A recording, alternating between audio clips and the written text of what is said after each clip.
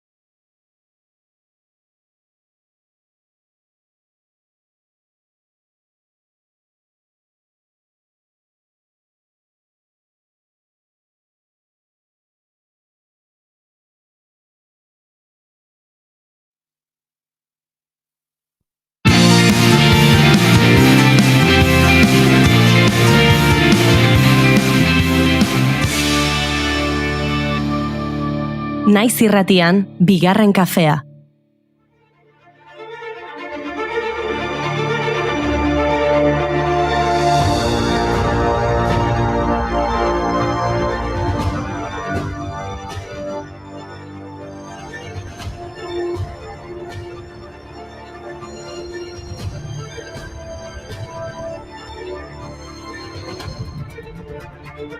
Arratsaldeon, dagoeneko ez dago COVID-19 aurkako neurri murriztailerik Nafarroan gauerdian geratu dira. Bertan bera azken asteetan bilakaera hobetu egin baita. COVID ziurtagiria aurkeztea ez da beharrezkoa izango, ostalaritzak eta gaueko aisialdiak ohiko ordutegiak berreskuratuko dituzte. Eta Ipar Euskal Herrian aldiz, baldintzak gogortu dituzte. COVID-19 aurre egiteko errefortzu dosia jasotzeko epea 7 hilabetetik 4 murriztuko dute. Horrek esan nahi du, azken dositik 4 hilabete baino gehiago igaro badira, COVID ziurtagiria baliogabetuko dizutela. Hau da zorabioa. Barretan zenbat sentipen asturik, zenbat desio talaztan galdurik, nahiak biluzten begirada batekin, esan zaidaztu Espainekin.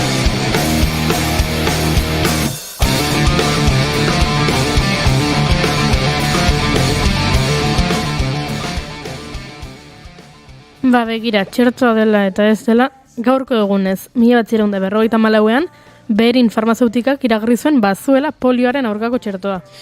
Tamalez dena ez da txertu egin konpontzen. Gaur otsaiak 15 aur minbiziaren mundu eguna da. Minbizia da haurtzaroko eta nerabezaroko heriotza kausa nagusietako bat. Mundu MSaren datuen arabera, urtero 0 eta 19 urte bitarteko 400.000 haurretan erabek dute minbizia. Haur batek minbizi diagnostiko bat gainditu eta bizirauteko probabilitatea bizidin herrialdearen araberakoa da. Dirusarrera handiko herrialdeetan minbizia duten haurren 80% baino gehiago sendatzen da. Baina dirusarrera txikiko edo ertaineko herrialde askotan berriz, 30% baino gutxiago sendatzen da. Bizirapeun tasa txikiago horien arrazoiak honako hauek izan daitezke. Diagnostiko berantiarra, diagnostiko zehatz bat egiteko ezintasuna, tratamenduetarako sarbiderik eza, jarraibide terapeutikoak bertan bera uztea, toxikotasunak eragindako heriotza, horregatik dain garrantzitsua kontzientziazioa eta baliabideak hobetzea noski.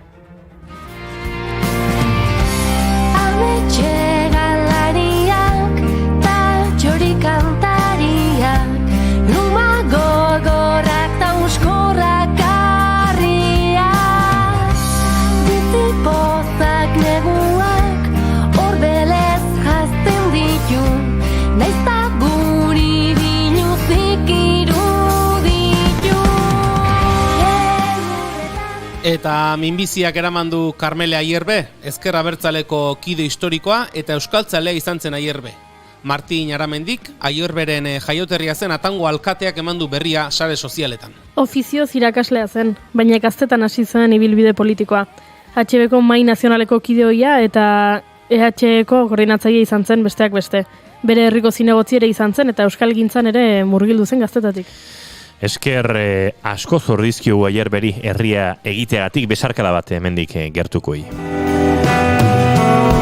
Sortu ginenen norberetik sortuko dira besteak, burruka hortan iraungo duten zuaitzar da aska gazteak, beren aukeren jabera ikiz, ta erortzean berriro jaikiz, ibiltzen joanen direnak, gertakizunen indartar. Gaurko egunez jaiotakok ere aipatu behar ditugu. Bai, gaurko egunez jaio zen Enrique Urquijo musikagilea, abeslaria, baxu jotzailea eta gitarra jotzaile madrildarra. Bere lanak movida madrileñan garrantzi handia izan bazuen ere, etzen mugimendu horretara mugatu. Oso estilo desberdinak landu zituen eta bere belaunaldiko musikari onenetariko bat bezala ezagutzen dugu. Sin rumbo por el río, entre suspiros, una canción viene y va, que la canta María, al querer de un andaluz. Abesti honen bertsio ederra egin duen beste musikari bat gaurko egunez jaio zen, Silvia Pérez Cruz, Kataloniarra, hainbat taldetan aritu ondoren bakarlari gisa 7 disko argitaratu ditu. Hainbatetan ikusi ahal izan dugu Euskal Herrian, askotan jazaldiaren baitan. Pelikula, dokumental eta antzeslan askotan parte hartua da, eta 2 Goya sari ditu soinu bandak egiteagatik. Entzun, Silviak egindako Maria la Portuguesaren bertsioa.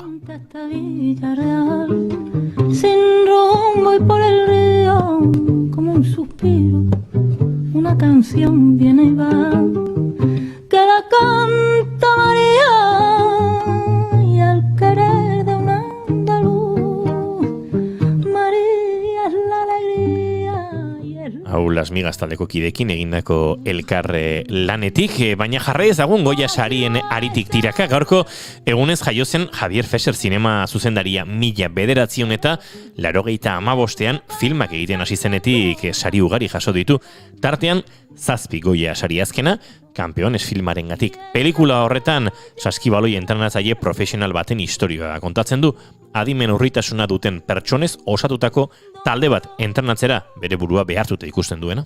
Ara, begira, gaurko egunez jaio zen Antoni Deimiel, kazetari espainiarra, saskibaloian eta bereziki NBA-an aditua. It may not mean nothing to y'all, but understand nothing was done for me, so I don't plan on stopping at all. I want this shit forever, mine, ever mine, ever mine. I'm shutting shit down in the mall and telling that girl she the one for me, and I ain't even planning. Begira, ez dakit saskibaloia nola moldatuko ote zen, baina pilotaren mundua ederki menperatzen zuen Gloria Agirre txikitadea izarnak. Gaurko egunez jaio zen Agirre, 1945ean. Euskal erraketista profesionala izan zen, eta 25 urtez jardun zuen erraketan jokatzen. Eta gaurko egunez jaio zen Pierres Ibarrart izengoitiz Betxiri Lapurtar bertsolari eta olerkaria.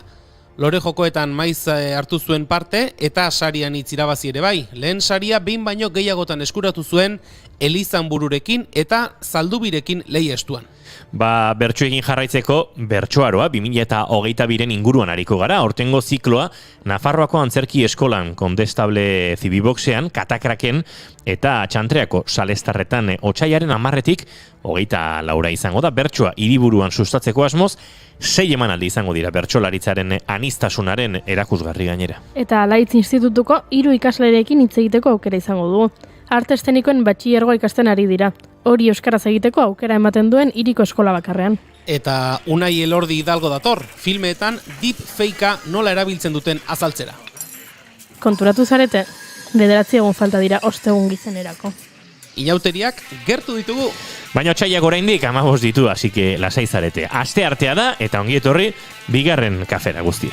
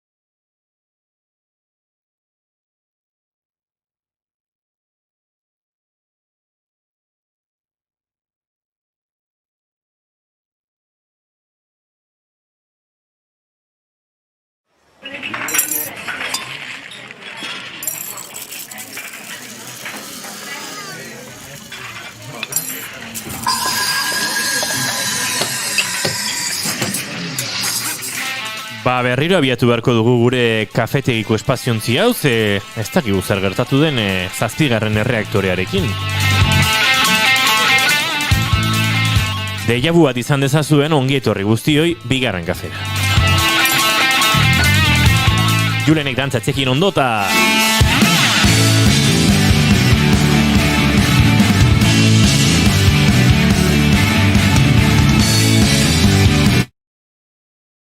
Ba, badiru destuela nahiko gure dantza osatu. Enaiz ni izan, Ez duzula koreografia ikasi, baina ez saboteatu mesez gure irratia.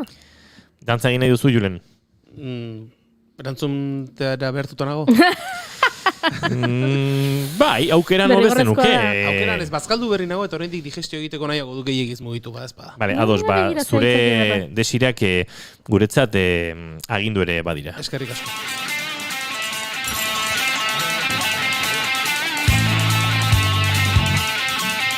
Ea, oraingoan,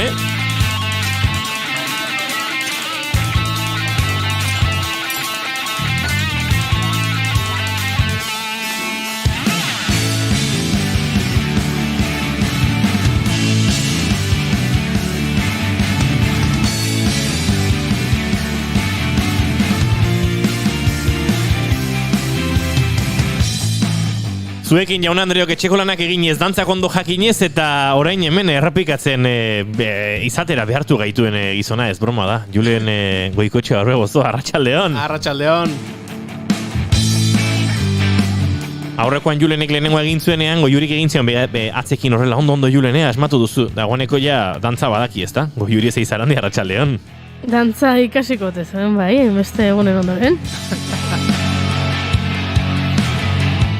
Izketan ari zaizuen hau eta hemen kortozirkuito mentalean zebiena Inigo Asensio Lurbidez, ez dut oraindik ulertzen zer gertatzen zitzaion gure sintoniari, baina ez zuen aurrera egin nahi, ez dakit, Inigo Etxarri alpertuta ote zebilen gaur, jakin ere badakizu, ark sortu zuela eta hantxe jarraitzen dugula, bere gitar festa honekin gozatzen, baina kontua kontu aurrera atera dugu. 2. kafeak, 328 ditu gaur, arratsaldeak dagoeneko 4 eta 12 minutu izango ditu segituan, otsaiak 15, ongi etorri guztioi, 2. kafera.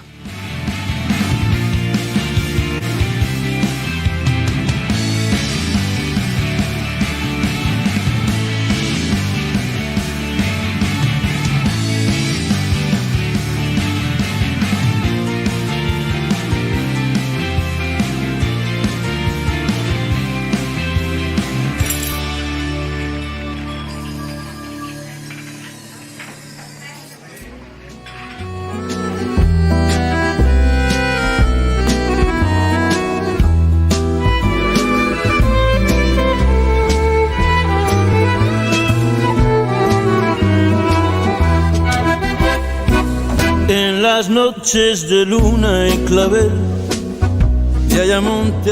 Enrique Urquijo Hondiarekin abiatuko dugu gaurko saio hau. Enrique Urquijo y los problemas, bere ibilbideko proiektuen aldaera horietako batean egin zuten, bazagit, erdi tango, erdi fadu, erdi fandango, erdi zenbat gauza diren María la portuguesa kantu hau. María es la alegría y la agonía tiene el sur.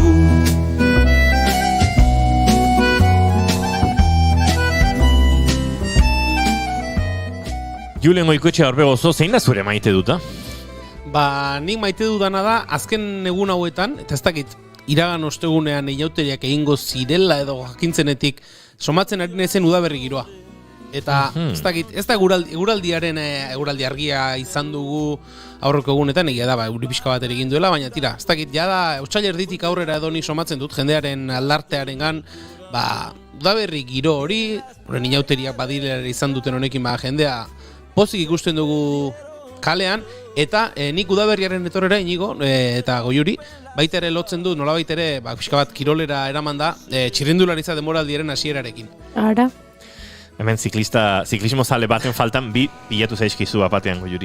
Ez dut arazorik, Ez. Eta horrekin ere, txirrindularitza demoraldia hasi da, telebistan lasterketa ikusteko aukera ere badago, eta guzti hori batuta ez dakit nila da, negua atzean usteko nik ere daukadan gogoare izan liteke, baina udaberri giroa somatzen dut eta horixe maite dut. Ze ona! canta con tristeza. Ala, pertsona berria laborategian dio Arkakuxok, ez da berria. Nik 20 bat urte daramat aguantatzen Arkakuxo, ez pentsa. Por eso pena. Baina gurean ere, ez da gir, gaur, 5. edo 6. bigarren kafe izango duzu, 5. Bai, tarteka izaten da gurean Arkakuxo. Ez zara oso adibili azken aldi honetan. Hemendik gauza asko, ama, koordinazio faltagatik izan da, esan du Jon Lizek gure sintonia eten den horretan, bueno, akaso ere bai, baina ez arazoa teknikoagoa zen, eta errua buru ondi honena, alegian eria.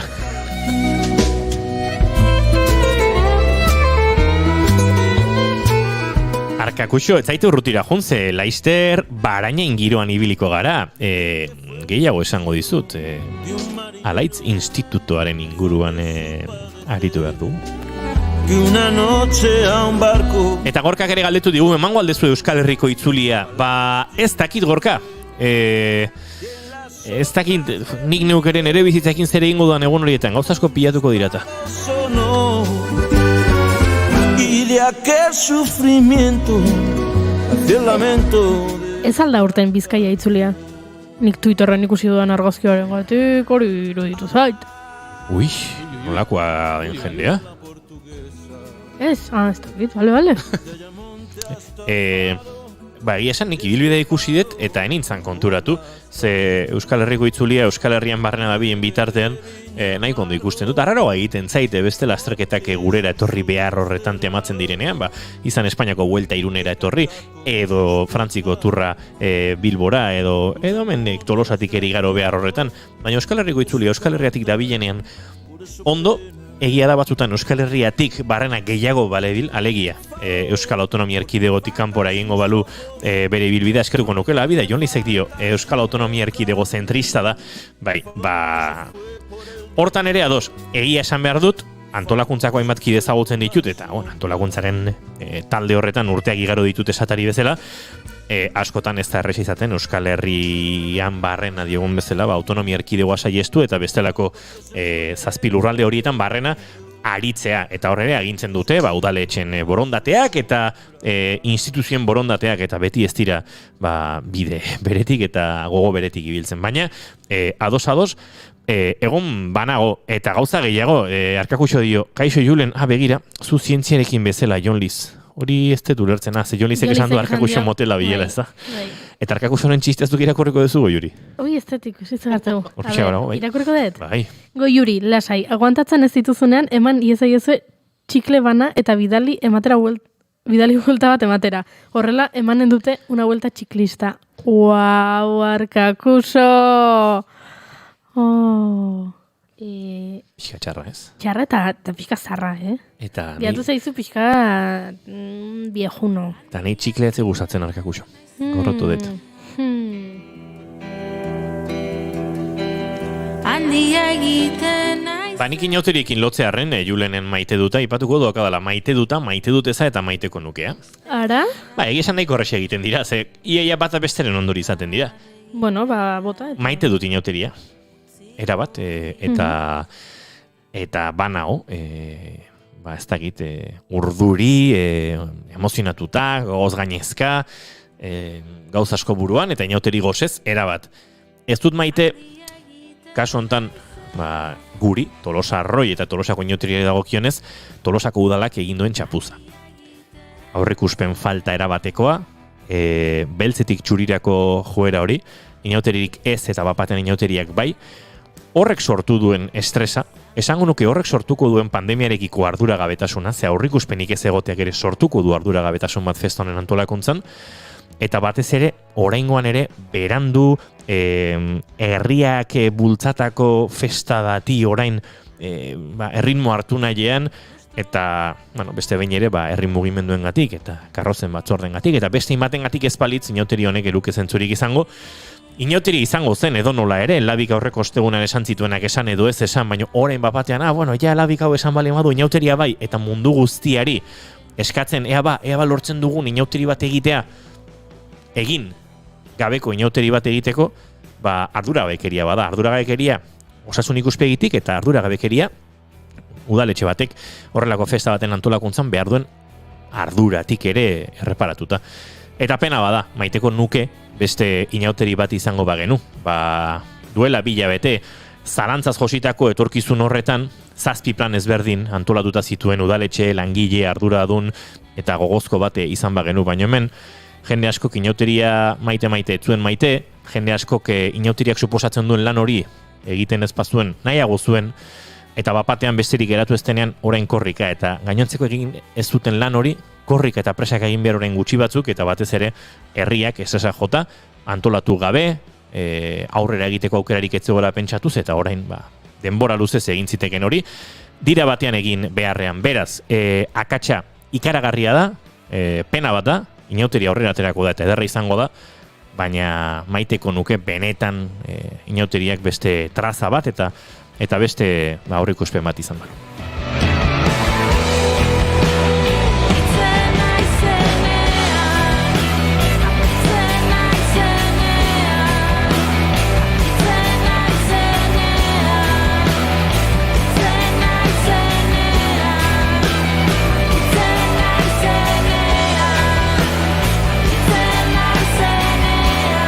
Akaso izango da handitzen ari naizela, eta ja hainbat gauza, ez ditu dela oso ondo eramaten. Baina tira.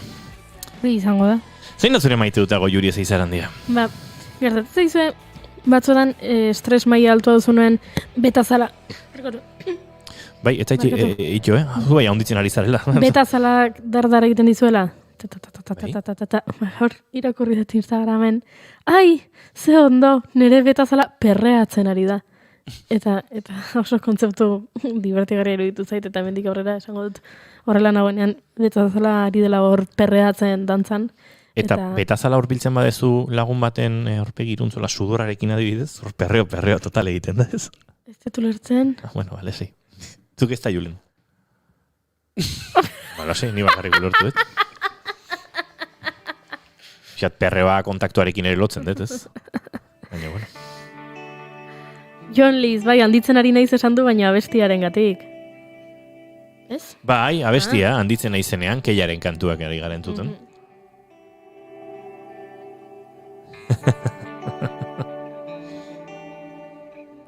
Gorkak dio, bere maite duta galdu zaigula hemen txatean.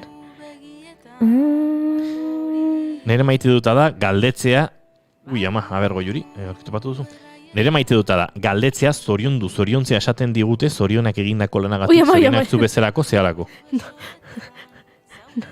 Nola? I need help. Gorka, benetan, Zorionak esaten dizuten, norbaitek zorionak esaten badizu, hori gustuko duzu, zorionak esan dizulako? Gorka azaldu ez dugu ulertu. Bitartan Arkakusoren maite dut irakurriko dugu. Arkakusok maite du baraina indarra izatea. Eta ez du maite Jon Liz. Edo behintzat Jon Lizen azkenaldiko mood Badirudi, batzuek dioten moduan, Pedro Sánchez lehendakaria den estatua baino gorago dagoela. Ui, Arkakusok esan nahi du Jon Liz gora etorrita dagoela pixka bat? Bai, hori esan du. Bai, Jon Liz pixkate gora etorrita dago, Gorkaren asmakizunak nik uste saioan tarte bat merezi duela. Jon Liz, atzo Takateklan parte hartzea aztu zitzaidan. Enitzan konturatu astelena zela edo bederatziak zirela, edo ez dakiz egertatu zitzaidan, baina ezin izan nuen Takateklan jolastu eta orain tristenago. Zein da saria? Zein nik irakurri dut hortik Takateklak saria baduela, baina ez daukat oso argi zein den. Bueno, Arkakuso, gauzat esango dizut. Bagoaz Alaitz Rules giroan murgiltzera. Eta Laister, bai. Gaur oso Iruña giroan, edo oso Naparroa giroan, Iruña inguruan, Barainainen, Iruñan bertan, eta beste olako inguruetan ibiliko gara, Beraz, geratu hor, ze bagoaz segituan, aruntza.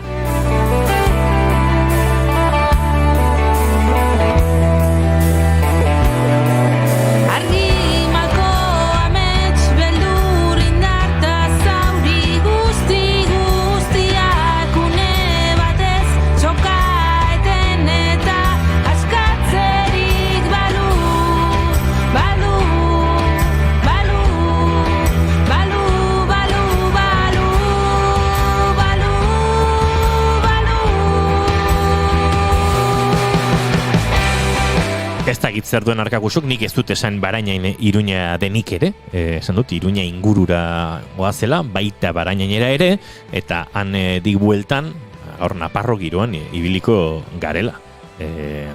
Susceptibilidad, neska. Bai, Jon Liz arrazoi duzu ikusten, enaiz nidio Jon Lizek. Arrazoi Jon Liz.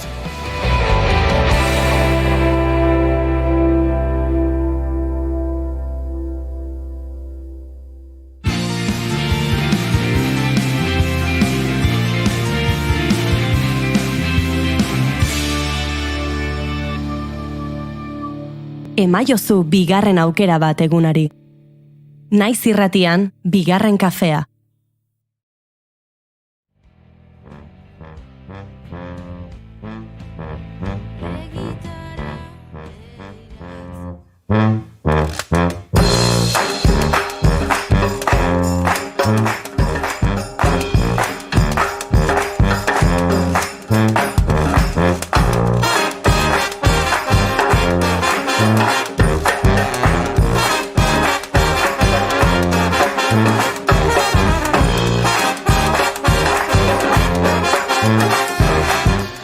Nafarroatik ibili behar dugula aurreratu dizuegu eta Iruñan edo Iruña inguruan egoteaz gain Barainainera ere egin behar dugu gure bidaitxoa.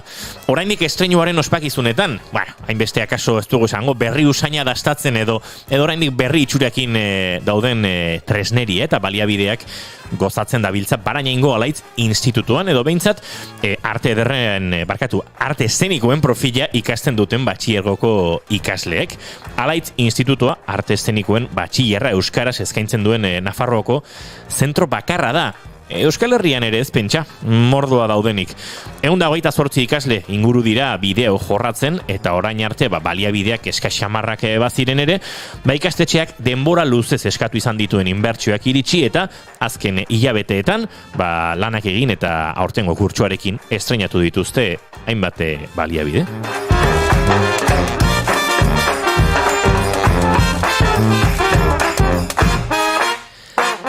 Baina zer da arte eszenikoen batxillerra edo zerk desberdintzen du batxillergo artistikotik, zein dira oraindik aukera egiten duten ikaslek eman beharreko azalpenak, zailagoa dori guztia azaltzea gurasoei edota inguruan den jendeari. Galdera asko dauzkagu eta eurak erantzuteko gurekin dira batxillergo bi ikasten duten Alaitz Institutuko 3 ikasle, Leire Dijez, June Txibite eta Ane Sánchez, arratsaldeon, hiruroin eskak. Lehenik eta behin hasi behar dugu hemen argitzelanetan esan dugu, zerk desberdintzen du arte eszenikoen batxillerra, garai batean akaso entzunagoa zen batxillergo artistikotik. Eta, claro, biak arte giroan dira, baina arte oso zabala da, eta hor ere banatzen dira dagoeneko bideak, ezta? Bai, batez ere desberdintzen dira, hori, batxiller artistikoa da marrazketari eta horrela bideratutako batxiller bat, eta gurea dela eszenikoa da dantza, antzerkia eta musika da bideratuta dagoen beste batxillergo bat. Eta esan dugun bezala, ez dakit berri usaina jongo zitzaien gauzei dagoeneko, baina hortengo kurtsoarekin estreinatu dituzue hainbat eta hainbat material, baliabide, espazio. Zu hasi zara, Leire, jarraituzuk June hola txandaka joango gara erantzuten, nolako izan da aldaketa edo ze aldatu da hortengo kurtso hasirarekin bertan alaitzen? Aurreko urtean adibidez, genukagun oso klase txikiak, jende asko elkartzen ginen oso espazio txiki batean, eta ikusten zen, aurrez aurretik, institutua ez zegoela prestatuta gure batxillerrarentzako. Azkenean, geroz eta jende gehiago dator institutora, eta institutua txikia geratzen da. Orduan, beharrezkoa ikusten zen institutua luzatzea, eta gela berri hauek eraikitzea ez, adibidez, sortu da areto eszeniko handi bat, eta guztiz prestatuta, ispilu, paretez betetako ispilu batekin, ispiluz betetako pareta batekin. Eta adibidez, dantzarako oso erosoa da, eta gero bi musika gela berri, bateriekin, pianoekin, gitarrak, eta baita ere sortu da estudio bat, hurrengo kurtsoen zehar, jarritu dela martxan, hori da. Hane, esan beharko bagenu arte eszenikoen esparru bakoitz horietan zer aldatu den, esaterako dantzari dagokionez, zer hobetu da edo zer aldaketa egon da alaitzen? Ba, bereziki gela, pasaden urtean geneukan areto bat txikia, bi ispilu horrela baina oso estuak, eta ez ginen ia sartzen, eta gainera txaiatzeko eta horrela egin bar genuen txandak hobetu ikusteko, eta berriz aurten oso luzea da, eta oso eroso sartzen gara guztiok. Adibidez, koreografia koral xamar bat egin nahi bada ez, 25 dantzari batera, leno tokiak etxon ematen ez? Leku soberan dago orain. Ze ona. Musikari dagokionez esaterako Leire, aipatu dizkigu Junek ere ez, instrumentuak, oinarrizkoak direla, baita estudio bat ez, instrumentu horiekin lantzen diren gauzak grabatzeko, hortik etorri da aldaketa nagusia, ez da? Bai, gainera hori bi musikagela berri dauzkagu, eta badaude, hori, esan dugun bezala, badaude prestatuagoak. Eta antzerkiari dagokionez, gela eszenikoa aipatu duzue, June, hor ere, pentsatzet, bai argiztapenak, bai teloiak, azkenean edozein antzerki egiteko behar direnez, dramaturgia gaiak eta bestelakoak, lantzeko aukera, ze hor ere badago, ez da gauza bera, polikiroldegi batean antzestea, edo benetan erraminta guztiak dozkazuela aritzea, ez? Bai, aurreko urtean abiez, kiroldegian egiten genuenean akustika oso txarra zen, eta ez genaukagun materialik, ez da ez teloirik, ez fokorik, eta aurten, areto estenikoan, erosti dira fokoak, teloiak, eta izugarrizko aldaketa izan da. Hiru fazeta hauetan lantzen dituzu hainbat eta hainbat ikasgai, gero galdetuko dizuegu zein diren ikasgai horiek, baina hasteko, dantza landu daiteke esparru askotan, dantza estilo askotatik, musika ikasi daiteke, bai teoriatik, solfeotik eta harmoniatik, eta baita instrumentua jotzen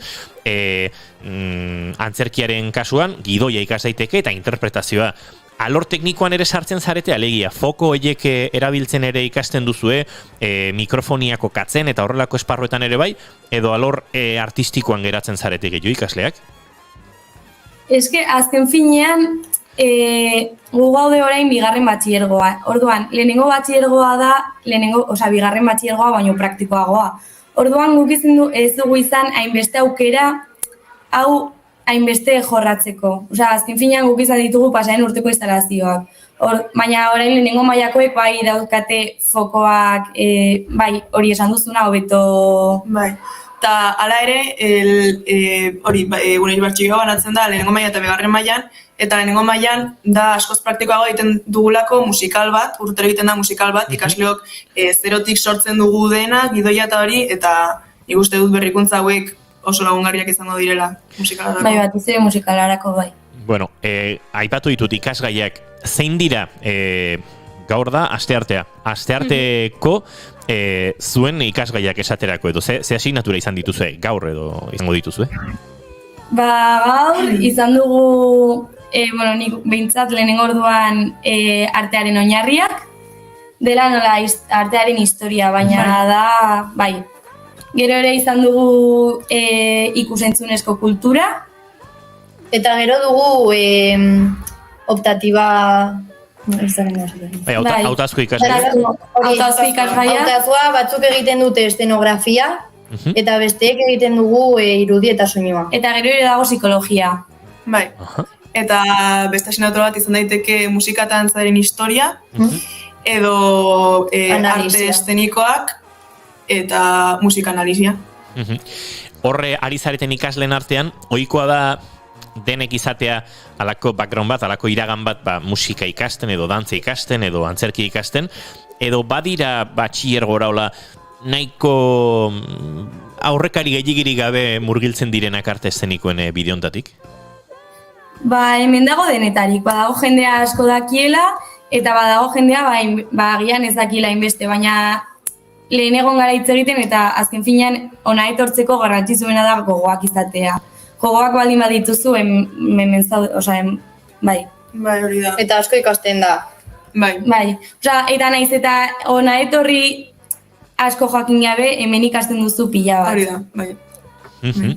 Eta badakite ohiko bideetan, ohiko batxilergoetan balako estresa egoten dela, ia DBH-tik, ze izango zara 18 urte betetzen dituzunean, ze ikasgai egingo duzu, ze karrera, zuen kasuan hori malguagoa da, edo zuek ere garbi daukazue, nik hemendik joko dut, edo nik hemendik, edo bada pixka relajatuagoa.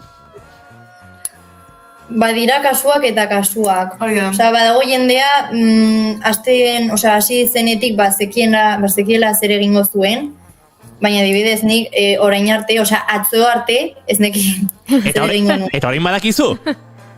Bai, bai. Barkatu, bigarren kafean, naiz irratian, Euskal Herri osoarentzako primizian, ez, hau ez da egunero gertatzen den zerbait. Ane Sánchezek atzo bertan erabaki zuen bere etorkizunean ze bide hartuko duen, eta guri kontatuko digu oraintxe, Gainera egiten zanik,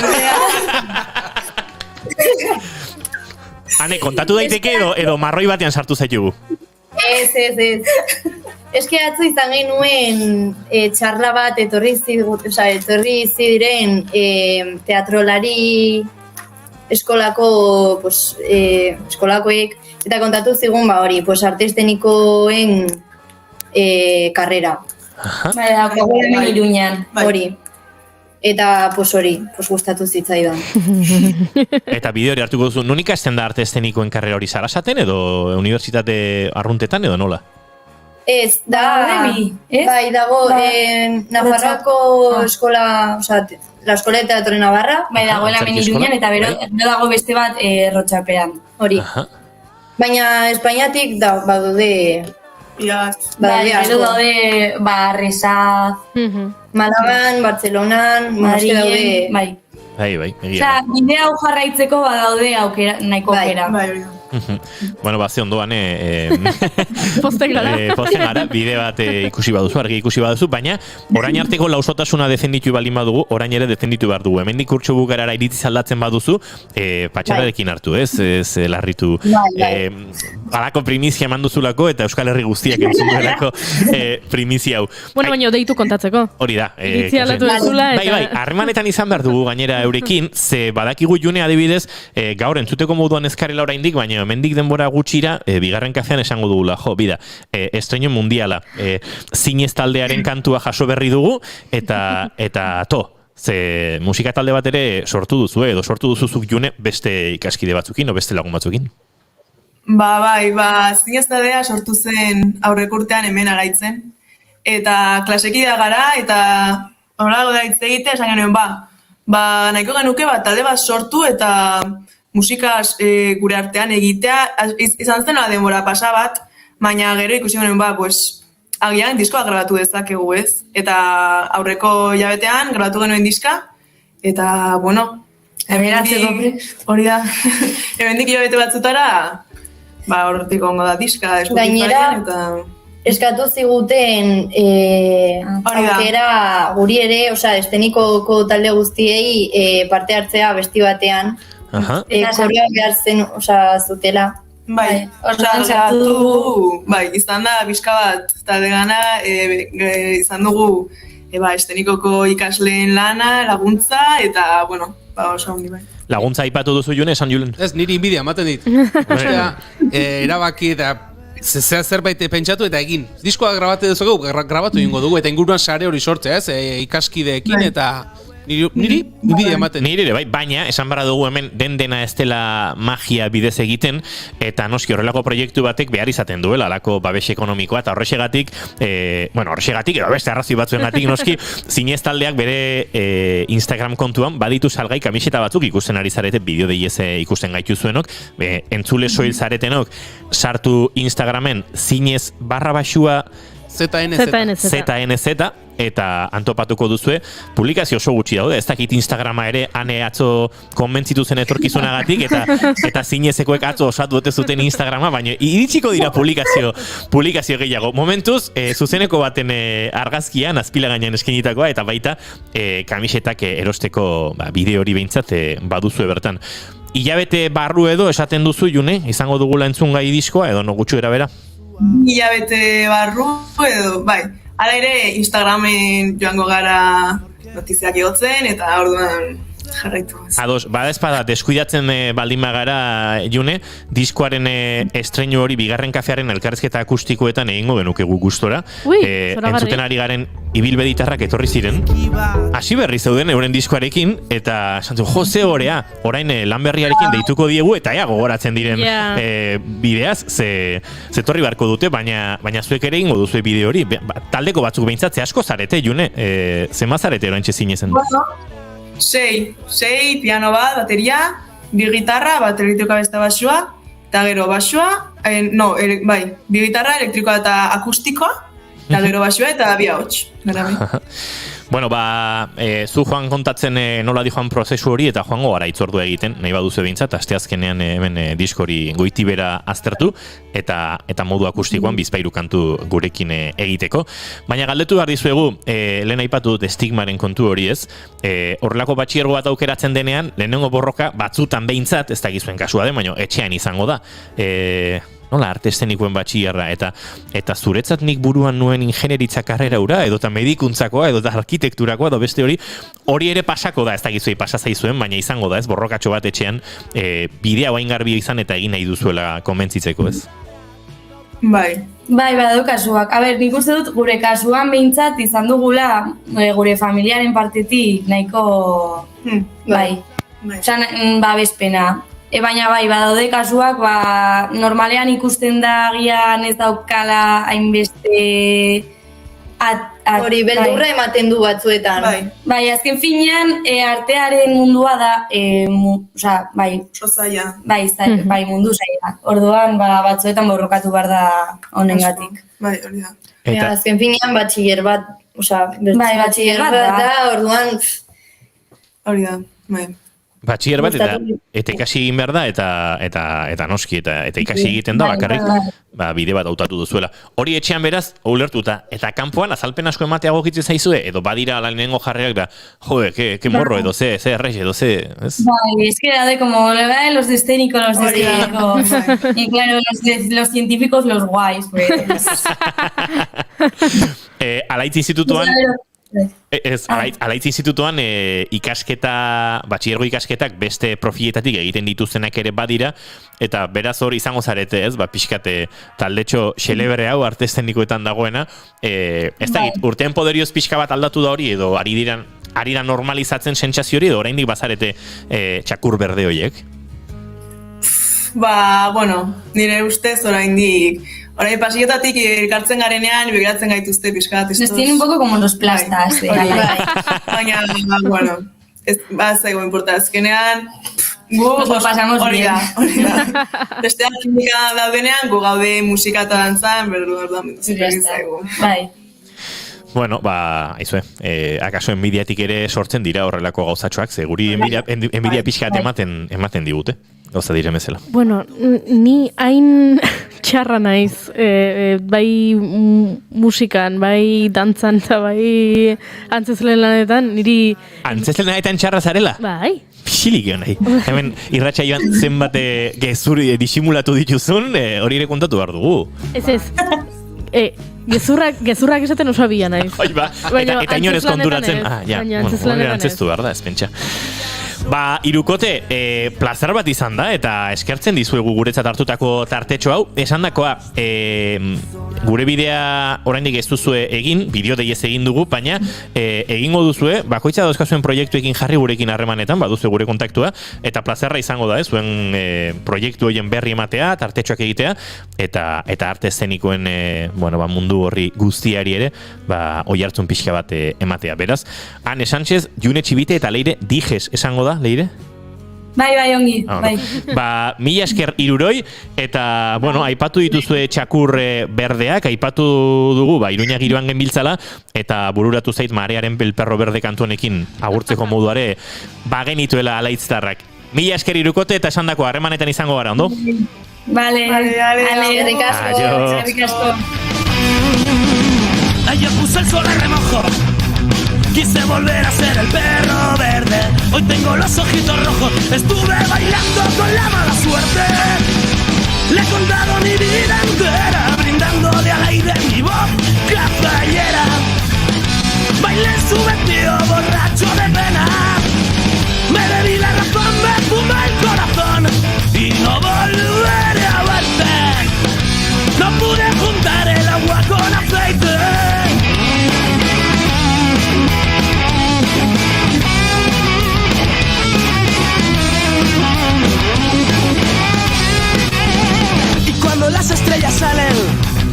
estoy colgado del jirón de un sueño.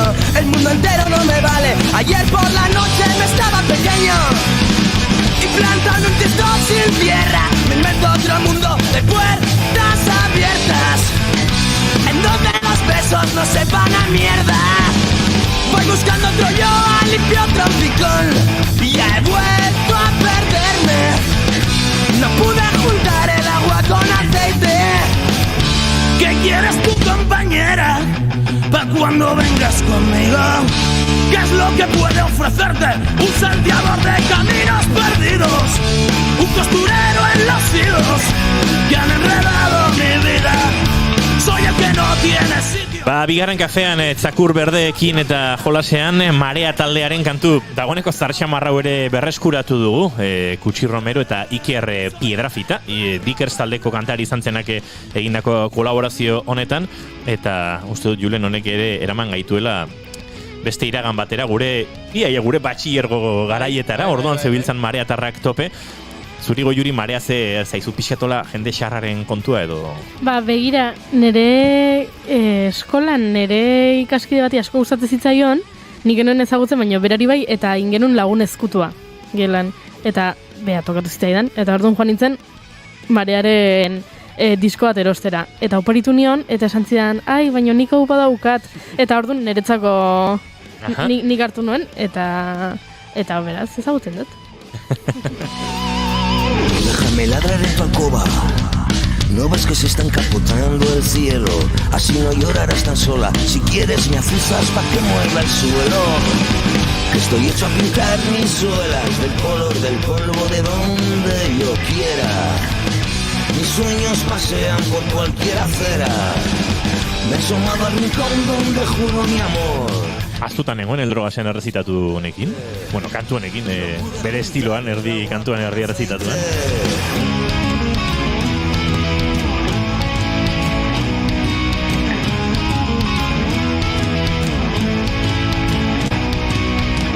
Hoy siembro a punzón mi cuerpo de ígneos caminos.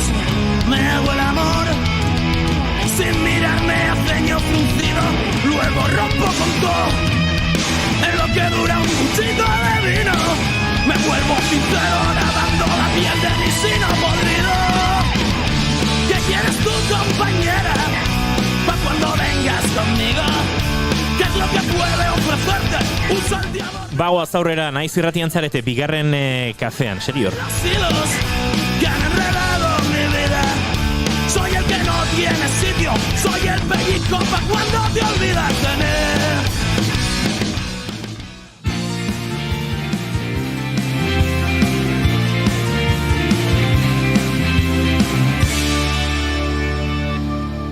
Keep Calm and Bigarren Kafea.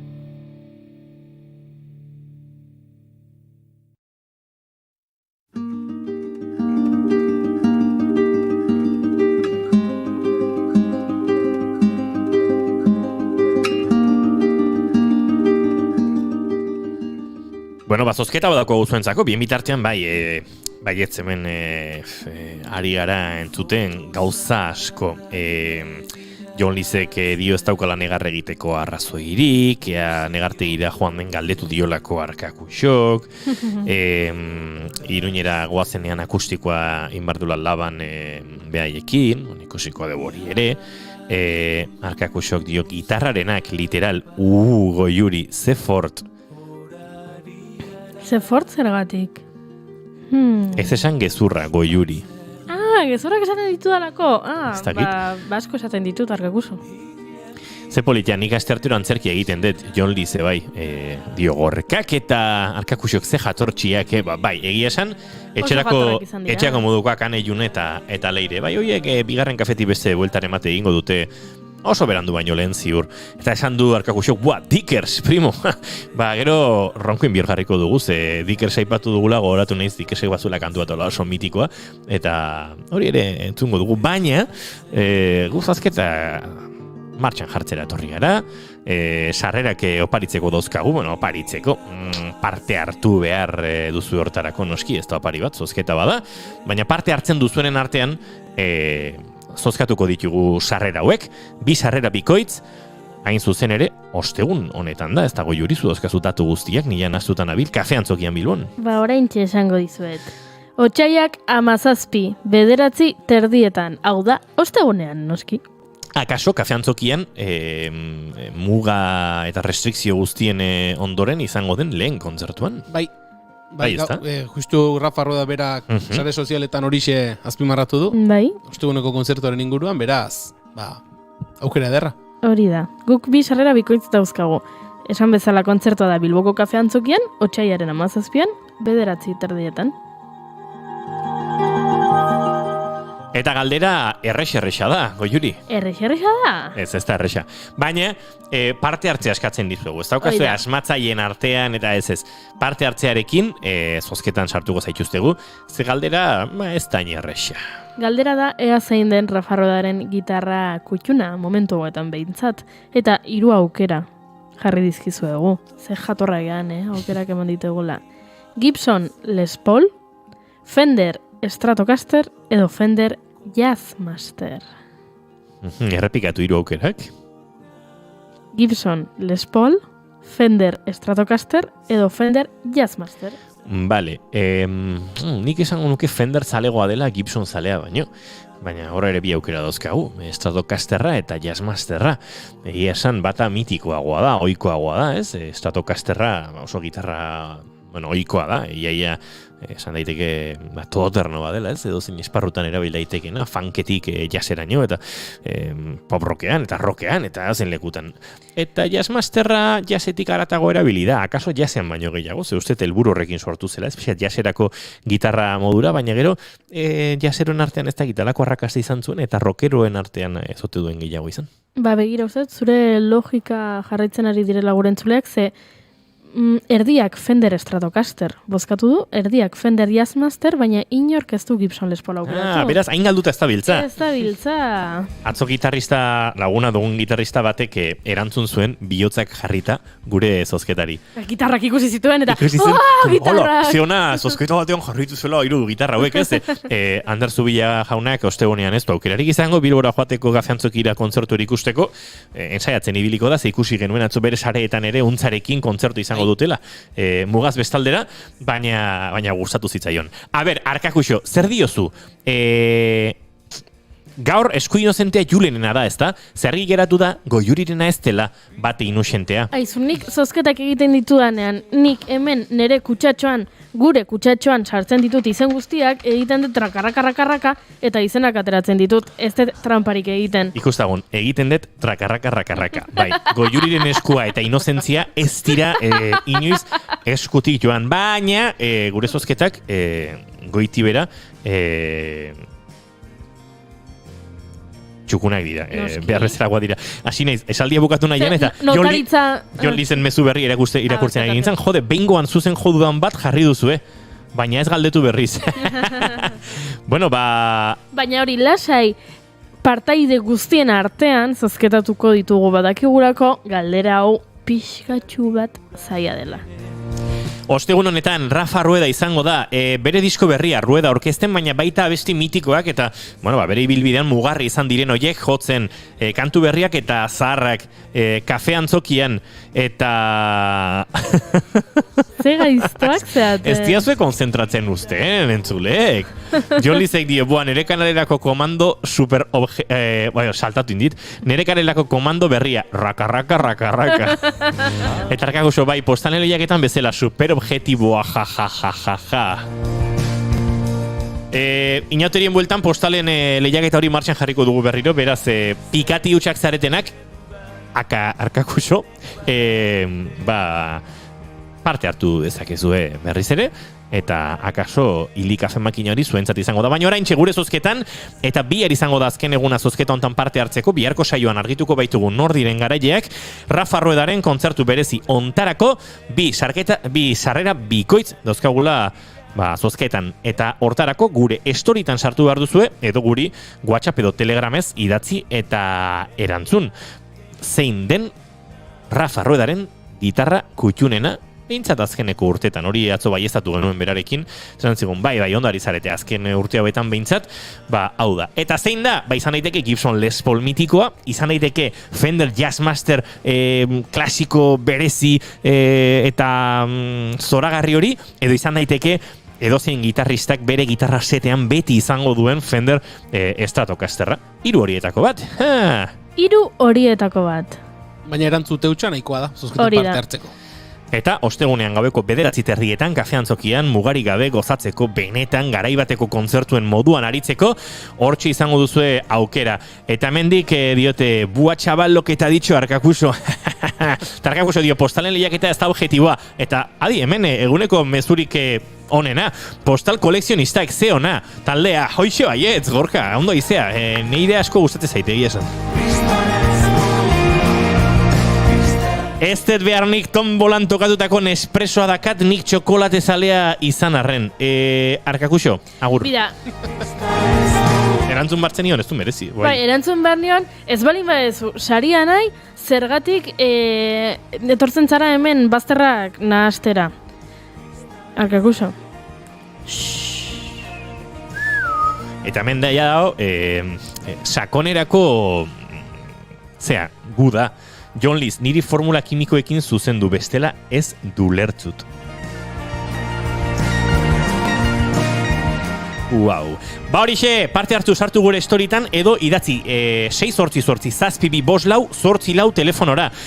Goiurik ez daki, baina nik esango dizut berriro. 688 zazpibi 5 bertan esamesak, WhatsAppak eta Telegramak jaso ditzakegu, eta esan behar diguzue, zein den Rafa Ruedaren gitarra kutxuna. Fender Stratocasterra, Fender Jazzmasterra, edota Gibson Les Paula. Eta, parte hartzaile guztien artean, zozkatuko ditugu bizarrera bikoitzoiek. Aurrekoan superpostal polita bidali genizuelako, eta etzen uten apreziatu dio Arkakusok. Jo, Arkakuso, nola zauden, benetan, nik usteet, azken aste hauetan igaro duzun COVID horrek, utzi dizugola pixkat, ez dakit, erretxin dut. Ben, Arkakuso, Dickersen kantu zuretzako badakitela Dickers zalea zarela eta Ronco Invierno seguro gustoko duzula. Eta bestela, sentitzen eska, saiakera bintzat egin dut. De menos tontería de la que anoche yo le di y sentir en la lengua hablar de morir.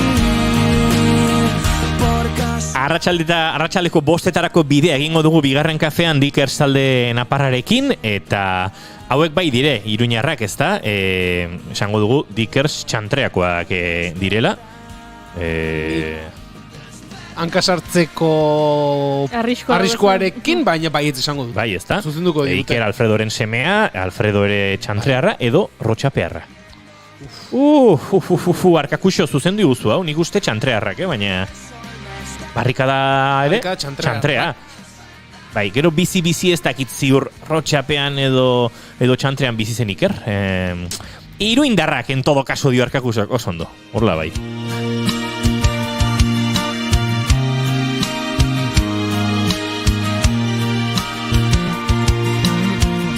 Sueño de trenzar balcones con hilos de colchones, contigo sin pensar en ti.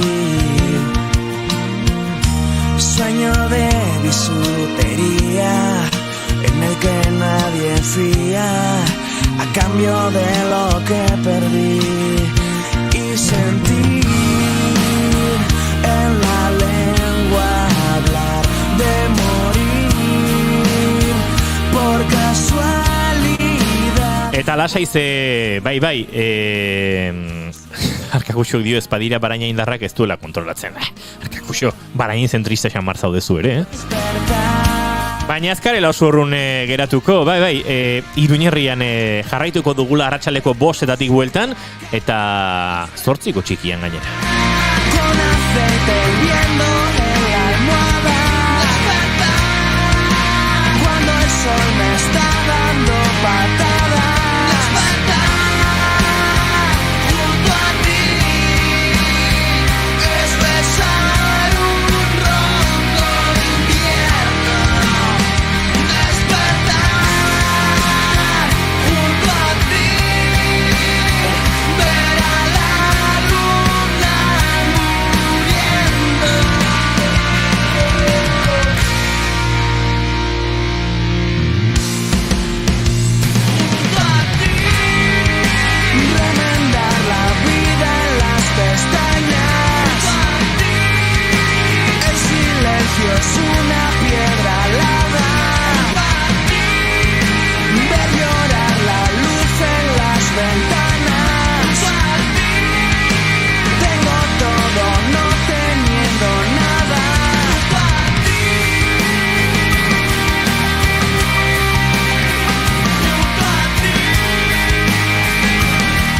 Oraintxe 10 segundo arratsaldeko 5 igaro ditugula eta Gorkak dio popatik lehiaketa komentatu, ez? Noski Gorka, hori ere ipatuko dugu, baina Iruñerritik bueltan garela.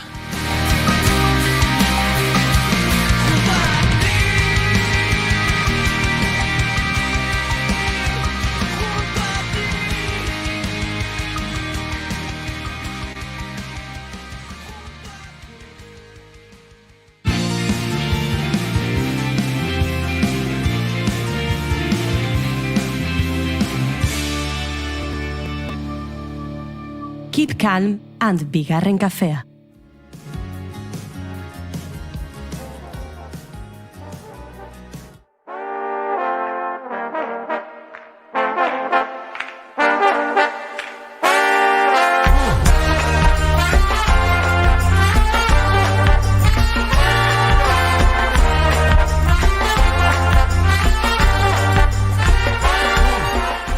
Bertsozale Nafarren itzordu kutxuna da bertsoaroa.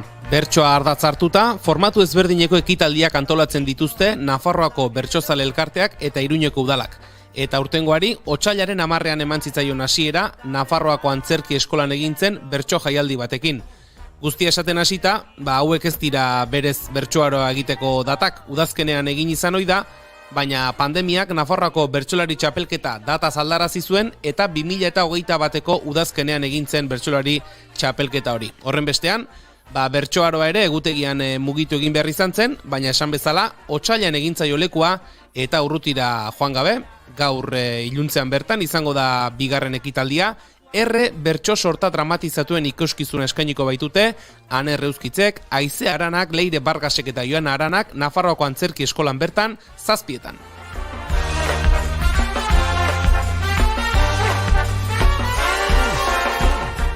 Gaurko ekitaldi horri buruzkoak eta oroar bertsoaroaren ingurukoak xeago ezagutzeko, Nafarroako bertsozale elkarteko kide den Ander Perez Argote gonbidatu dugu bigarren kafera. Arratsaldeon eta ongi etorri, Ander.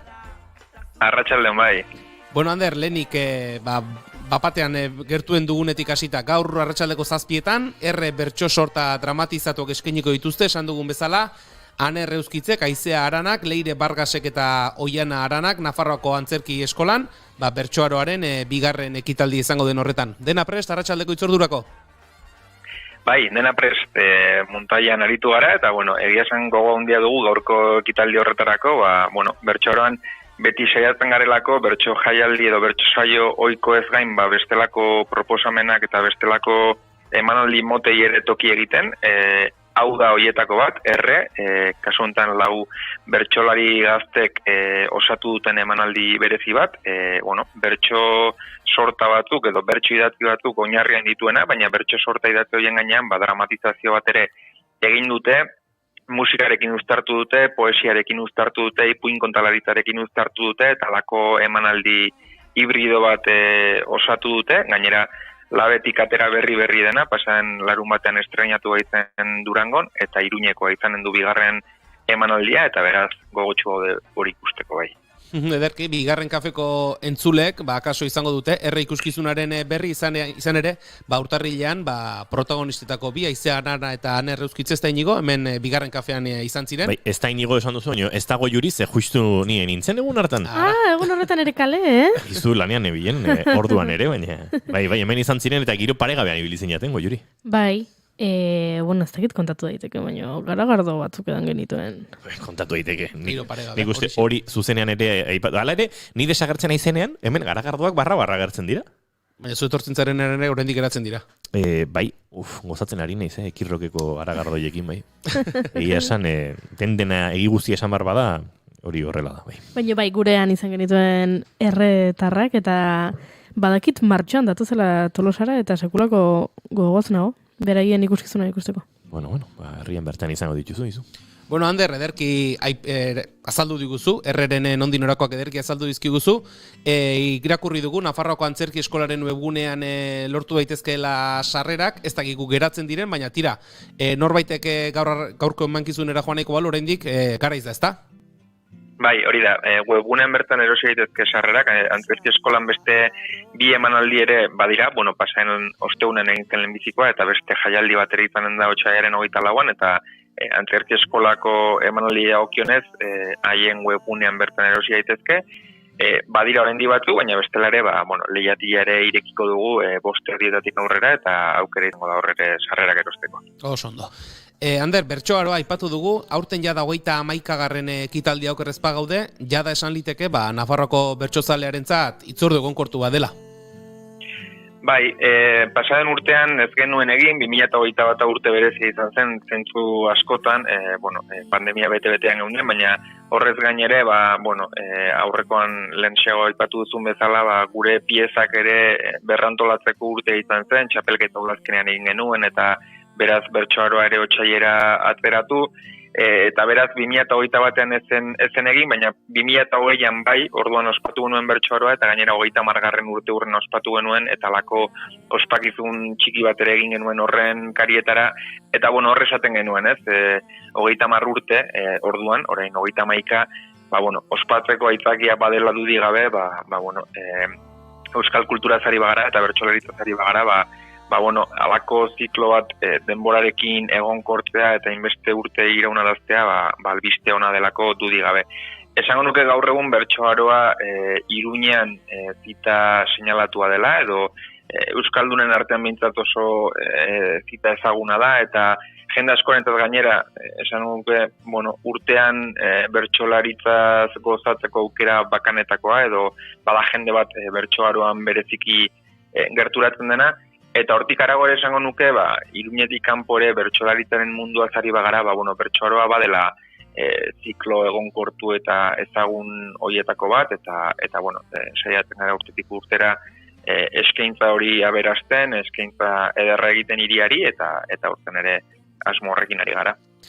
Bertsoa da noski, bertsoaroaren ardatza, baina bertsoari nolabait ere, ez dakit, betaurreko ezberdinekin, edo ikuspuntu ezberdinetatik begiratzen saiatzen zarete.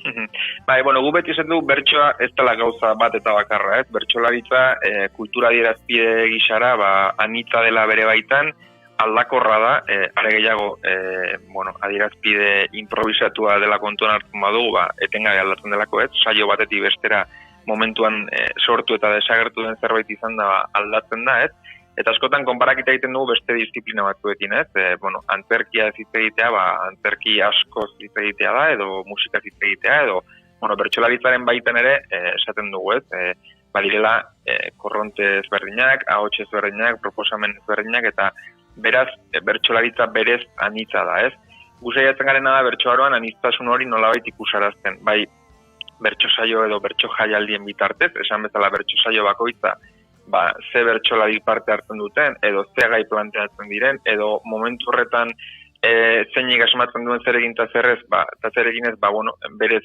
beti da ezberdina, eta beraz horraniztasun hori bilatzen dugu, baina bestela ere, egia da, bertso saio molde ez ainoikoak direnak ere ekartzen saiatzen garela, edo bertsolaritza oinarri izan da, bertso saiotik harago joan, eta bestelako proposamenak ere eskaintzen dituztenak, izan, aurten bezala, antzerkiarekin, edo dramatizazioarekin, edo poesiarekin, edo musikarekin nahaztuta, edo bestelako formatuetan, baina betire bertsolaritza oinarri dutenak, eta nolabait bertsolaritzaren aniztasun horren berri ematen dutenak. Eta aniztasun hori islatuz, akaso, bertsolaritza hain gertu bizi ez duen publikoa ere, erakartzea da helburuetako bat?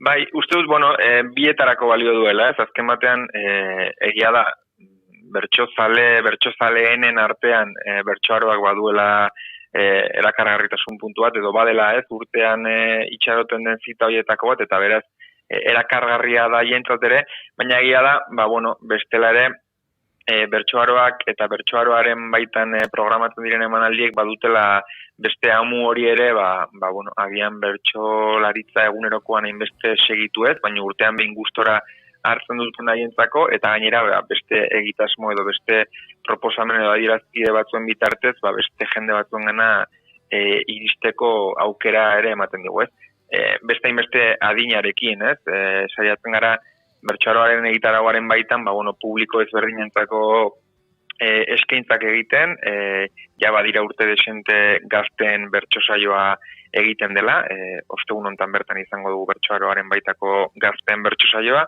edota txikienei ere eskainia aurten ere tailer bat eskainiko dugu, eta badira urte bat ere bertsoaroan saiatzen garela publiko hori ere kontuan hartzen. Beraz, bai emanaldi motekin eta bai hoien targetekin edo saiatzen gara publiko aliketan itzenaren gana iristarazten eta bertsolaritza moduan hitz horretan Iruñera ekartzen.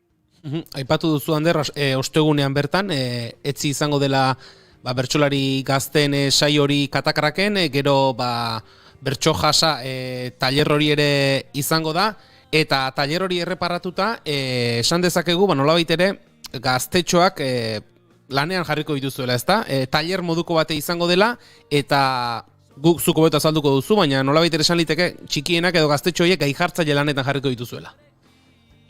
Bai, gai jartzaile lanetan eta bertsolari lanetan nolabait ere bai, ez? Azken batean, badakigu bertsolaritzan bertso saio ohiko eta sari bagara behintzat, normalean publiko helduari eskainak izaten direla, ez? Eta nahi gabe ere, edo berariaz ala esplizitatzen ez badira ere, egia da, han erabiltzen diren diskurtsoak, gaiak, esamoldeak, hiztegia, normalean publiko helduak jasotzeko modukoak izaten direla, ez? Kasu honetan, bertso jasa bateko jolasaren funtsa edo helburua da aurrei zuzendutako bertso saio bat osatzea, tailer baten bitartez. Eta hori nola egiten da? Hani izanen dira bi bertsolari, kasu honetan Bitxori Elizalde eta Josu Sanjurjo, baina, tailer hau herriz-herri egiten da, eta tokian toki bere itxura hartzen du, eta bere bertako bertsolariek parte hartzen dute, kasu honetan bi bertsolari hauek izango dira tailerran dinamizatzaile, eta aurrek nolabait proposatuko dituzte, edo joanen dira ematen, haien interesekoak diren gaiak, egoerak, pertsonaiak, nolabait haien motivaziotik, haien gustotik, haien eguneroko errealitatetik abiatuta, haien gertuko diren egoerak eta pertsonaiak proposatuko dituzte, jolas eta tailer baten bitartez, eta bertsolariak joango dira hoiek gorpuzten, eta horren bitartez, bertso saio bat sorten, edo denen artean ere ikitzen, baina esan bezala publiko horren interesari begirakoa, eta inbeste helduen begietatik sortua. Publiko gaztearengan arreta puntu ere jarri duzu, aipatu dugu bertsolari gazten saio ere izango dela, bai bertsolarien eta bai bertso zaletasunaren arrobi hori zaintza ere garrantzitsua izango da, ezta, Ander? Bai, konstiente gara bertsoaroa badela plaza garrantzitsu bat ikusgarritasun aldetik eta arreta aldetik ere, eta zentzu hortan ja badira urte batzuk, bertsoaroaren baitan saiatzen garela bertsolari gaztei ere, beti izaten da etorkizuneko bertsolari hori, nik esan dut oraineko eta etorkizuneko bertsolariak, orainekoak ere baitira, eta horiei ere toki bat eskaintzen saiatzen gara beti, kasu honetan ostegunen izango da saio hori, eta nariko dira Beñat Astiz, Ekain Alegre, Ekin Ezapien, Gorka Pagona Barraga, Aira Izpurua eta Naia Arrizabalaga, eta publikoarentzako ere, azkenean zure parekoak edo, gaztei begira gazteak jartzea gazten aurrean kantari, beti da polita. Esango nuke bestela ere, beste emanaldietan ere, propioki gaztei zuzenduak ez diren horietan ere, publiko gaztea nagusi dela, esan dut bestelako bertso jaialdietan edo emanaldietan ere bai, eta hori oso albiste hona da, erakusten duelako, publikoaren baitan ere transmisio hori ematen dela, orain gutxi, tokatu zaigu, Nafarroan beste kultura dirazpide herriko direnekin, edo herri kultura edo deitzen den horren baitan lanean ari diren beste elkartekin eta gune batzuk partekatzea, eta hor ikusten dugu arazo handiena kultura tradizionaletari garenean betetzen dela publikoen berritzea, edo publiko berriak lotzea kultura dirazpide horietara. Gure kasuan zorionez, beste arazo batzuk izango ditugu agian, baina hori justu ez da, uste dugu hori albiztona dela, eta bai gazten bertso saioan bai bestelako emanaldietan gazteak asko direla publikoaren artean, eta kasu honetan hala izango da, nahi bada modu teatro batean gazte bertsolari zuzendutako saio bat ere badelako, katakrak bezalako espazio batean, iruditzen zitzaiguna baduela puntu informal hori ere bai, alako publiko eta alako emanaldi batean. Eta bai, zuk esan duzu bezala, eskertzen da bai horrelako kontuak entzutea, entzule gazteak ere erakartzen dituela bertsolaritza Nafarroan, noski, mendik aurrera etorkizunean beraiek izango baitira nolabait ere, horri eutxi beharko diotenak. Ander, aurrera begira jarrita, eta torren astera begira, arreta ditu digun beste emankizunetako bat, beste ekitaldietako bat, bederatzikoa ikuskizuna da. Andoni Egaña eta Xabier Lizaso elkartu dira, beste behin ere ez baita lehenengo aldia belkarrekin gauzak egiten dituztela, Andoni Egaña bertsolaria eta Xabier Lizaso pianista, 7:00 aurrera, datorren asteartean, otsailaren 22an, Kondestable Zibiboxean izango dira, eta hemen, bertsoaroako egitarauan irakurri dugunaren arabera, Beethovenen 9 sinfoniak, bertxotan erabiltzen den 9 neurri hori, eta antzeko gauza nahastu dituzte, ezta? Bai, hola bote prontoan, agian aseta raroa dirudidez, Beethoven eta bertsolaritza, baina, hau sortu zen, esan bezala Andoni Egaña bertsolari ezaguna eta Xabier Lizaso piano jotzaile bikaina lehenago ere elkarrekin lan egindakoak dira, eta hor ikusi zuten, batez ere, emanaldi hau 2020an sortu zen, nahiz eta gero pandemiaren arira ezin izan den nahi beste tokietan eman, orain hasi dira berriz ere emanaldi batzuk ematen, baina 2020an 250 urte bete ziren Beethoven konpositore handia jaio zela, eta itzaki horretan ikusi zuten 9 zenbakiak nolabait bi figurak edo bi adierazpenak lotu zituela. Batetik, 9 izan zirelako Beethovenek konposatu zituen sinfoniak, eta bestela ere Beethovenen bizitzan eta obran 9 zenbakiak pisu handia izan zuelako eta hainbat anekdotetan presente dagoelako, eta beraz emanaldiak batetik horri errepaso bat eginen dio, Beethovenen bizitzari, obrari eta horren baitan 9 zenbakiak daukan garrantziari, oso modu divertigarrian kontatu gainera, eta bestetik 9koa bertsolaritzan bada neurri ezagun bat, edo 9 puntuko, 9 errimako neurri horrek balio izaten du adibidez bertsolari txapelketa nagusiko finalean, katarsi momentu horretan, buruz-burukoaren azken momentu horretan, bertsolari kantatzen dute adibidez, 9 puntuko neurri horretan, eta beti izaten du alako puntu ezagit epiko edo simboliko samarra, eta bertsolaritzaren historian bertso antologiko asko dira 9 puntuko neurri horretan bota direnak eta kantatu direnak. Eta, Andoni Egaña arduratuko da, hoien errepaso bat ere egiteaz, eta bertso antologiko horiek kantatzeaz, eta hoien inguruan badiren istorio eta pasadituak ere publiko aurrean aurkeztaz. Beraz, biak batuko ditu, batetik musika klasiko eta Beethovenen bizitza eta obra, eta bestetik bertsolaritza eta bertsolaritzaren baitan 9 puntuko neurri horrek izan duen ibilbidea. Entzungo dugu Egaña. Biek diardute harridura eta disfrute erregegunez opariren bat gehienek izaten dute garai hartako klasiko bat zen.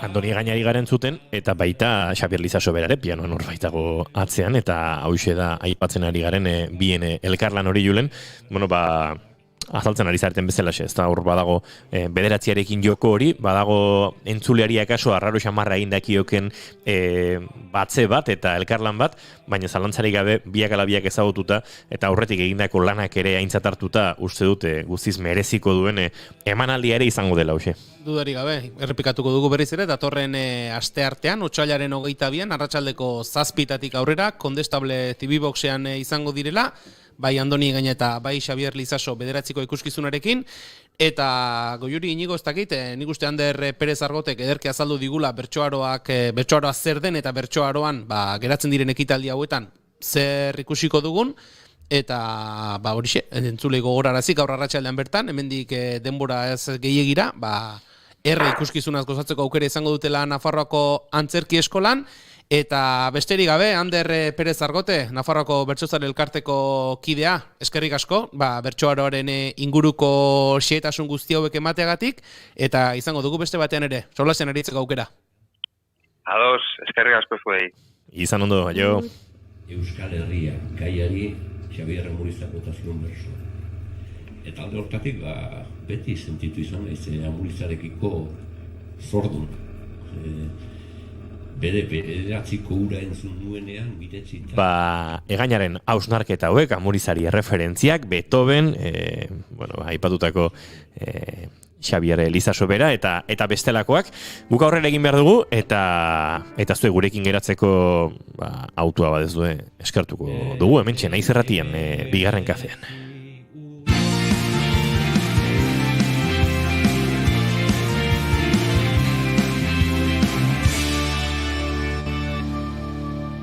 Bigarrenak ez direlako beti okerragoak, bigarren kafea.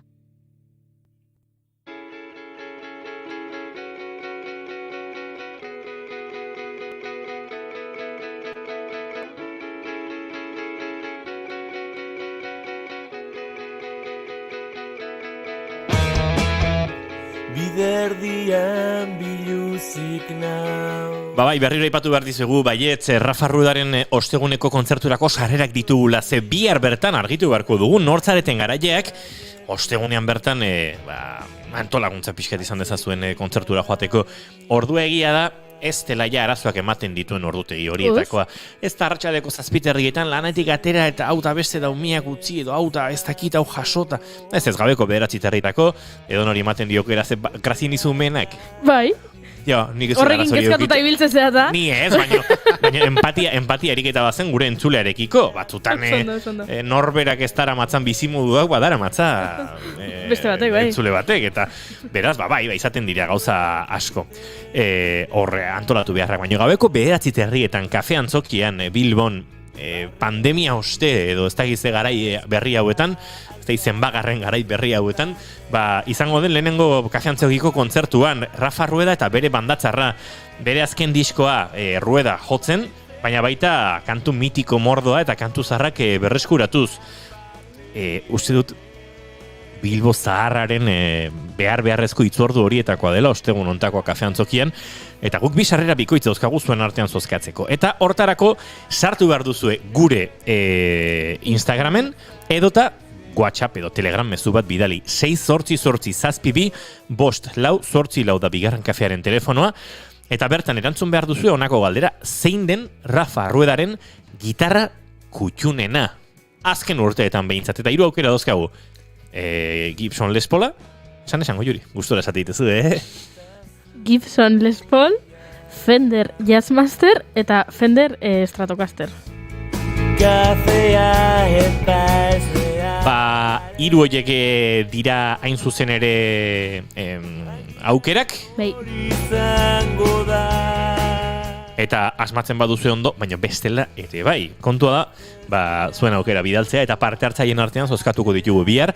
Saio hasieran jakinaraziko dizuegu zein zareten bi sarrera bikoitzoien irabazleak. Eta esan da bezala Instagramen edo WhatsAppen edo Telegramen edo SMS bitartez, zuen erantzunak bidaltzeko aukera baduzue. Instagramen gure storietan, ez dago fidean edo post modura, baizik eta goran borobiltxoan klik egin eta bertan aukerak eta bihar esango dugu zein diren garaileak, baina guzuek bagina, antolatuko gineteke osteguneko kontzertu hori gozatzeko.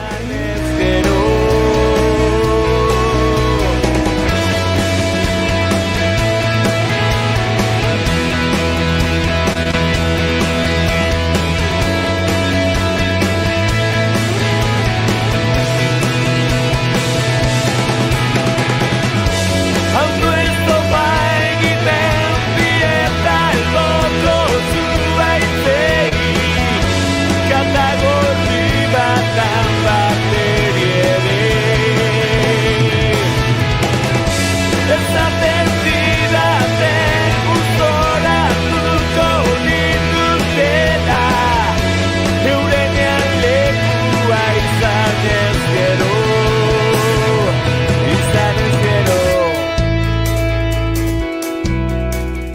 Atzaitezte biderdian geratu, Rafa Rudaren kantu honek dion bezalaxe, eta hortxe zuaitzei autostopa egiten antolatu ondo, eta ostegunean, kafe antzokian kontzertu ederra, esan da bezala, gurean parte hartzen baduzue, 2 sarrera bikoitz, zuenak izan daitezke, edo sarrera bikoitz bat izango da zuena, baina guk beste lehiaketa edo beste proposamen bat ere, badaukagu zuentzat, eta kantu honekin lotutakoa gainera.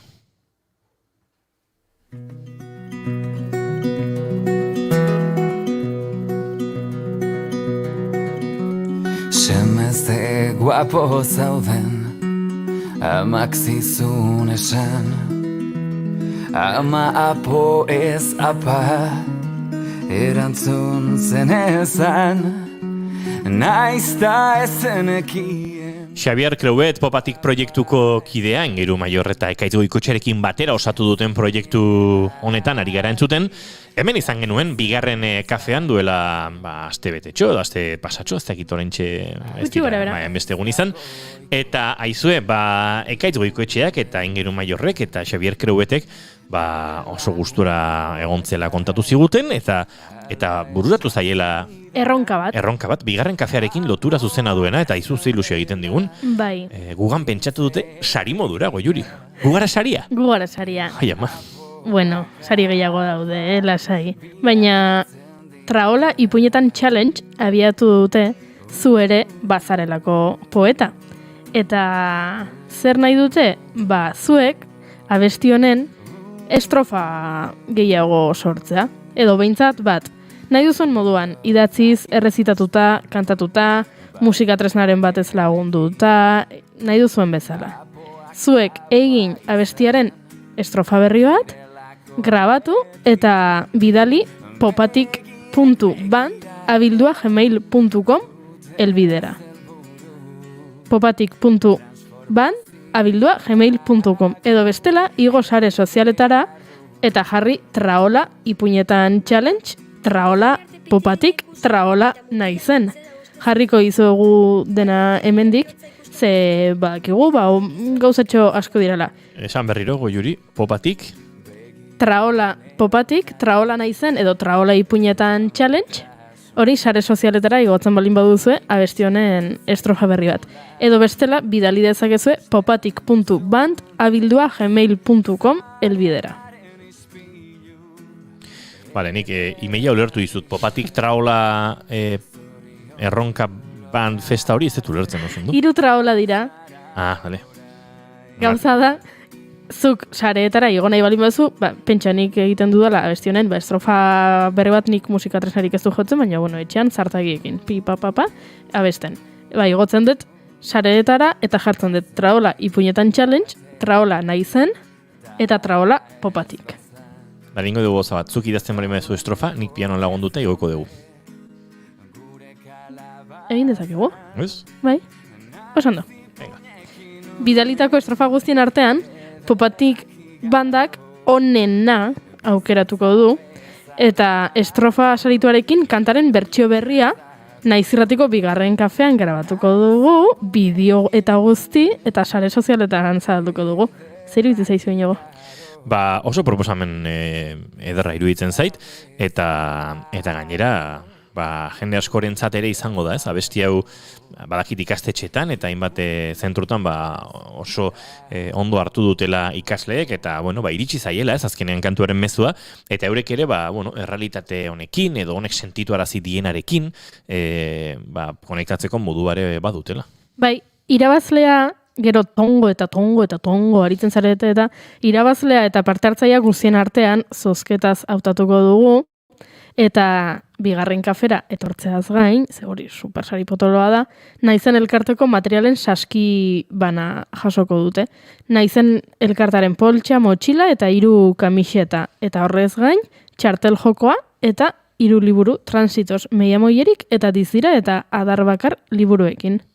Nahi dezun moduan parte hartu dezakezue banaka, laguntaldean, familian, animatu, baita irakasleak ere, Entzuten ari balin bat zarete, agian ikaslean egiteko oso aproposa da. Eta abestia lagundu nahi baduzu instrumentuarekin, esango igual Xabier Creu beti bialtzeko tutorialtxo bat edo bestela guk egingo dugu, baina berak abesten du zejia laugarren trastean jarrita gitarran sol akordearekin, baina zuek bilatu dezakezue nahi duzuen tokian, baina beti ere lagundu nahi baduzue akordeak gira sol, do, re eta mi menor, horren bueltan dabil. Aldaketak zuek bilatu beharko dizkezue, baina nahiko erresa da, zuek ere etxean, elkar, norbaitek elkar lan bat egin nahi badu, eta batek gitarrarekin lagundu, eta besteak abestu, zuek abesteko. Eta zalantzari baduzue, idatzi popatikera, edo idatzi bigarren kafera, eta egingo dizuegu tutorialtxo bat. Eta lasai, nik ezala adimen musikalik ez balin badaukazue, idatzi dezakezue, eta idatzita bidali, edo testu moduan igo saretara, edo e-mailera, eta gero Xabier Creuetek emango dio bizia horri. Hori da, eta hor baduzue, ez dakit, letra bera ikusteko aukera, Googleen jartzen baduzue, topatuko duze segituan, eta bertan, ez dakit, jarraipena eman nahi bali madiozue, edo dagoeneko sortuta dagoenaren gainetik aritu, aukerare baduzue. Horentxe ez dakit letra non dagoen, baina YouTubeko bideoan behintzat topatzeko aukera baduzue. Beraz, bertan ikusiko duzue, ze badu neurri bat, badauka bertsoarekin ere lotura, eta hor laguntza topatuko duzue. Eta hau kontatuta, jarraituko dugu laguna betan, gora eta bera eta gora, popatiken eta naizenek antolatutako proposamen honekin, eta Julenek topatu du dagoeneko letra. Hementxe da ez, seme ze guapo zauden amak zizun esan, ama apo ez apa erantzun zen esan, naizta etzenekien guapa esaten neska zinela argi jakin zezakeen. Eta horrela jarraitzen du ez, hori da estrofa, eta horrelako estrofa bat gehitzeko aukera duzue, bigarren kafean gero, gurekin izango zarete, Xabier berarekin, ekaitzekin, hemen abestuko duzue, hori ikusteko dago, eta, borrela geratuko da grabatuta ere, eta bide batez, hemendik aurrerako kontzertuetan, estrofa hori, zuk sortutako estrofa hori, popatik taldeak, zure estrofa eta guzti, eskainiko du, bere zuzenekoetan, bere kantu horretan. Hori da, eta bide batez, nahizen elkartaren inguruan ari garela, gaurko egunez, duela urte batzuk, Ekail Ersundi, LGTBI plus kolektiboko aktivista eta erreferente zen aur transexuala zendu zen, eta, berarentzat gure omenalditxo bat. Bagoaz aurrera eta esandakoa jarraituko dugu hemen ipuinetan ez bezala zuekin sortu eta kantatzen.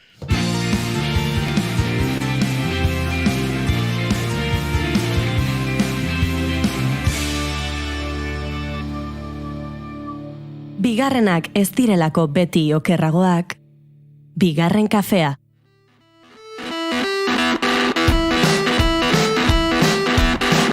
All revival's not fair.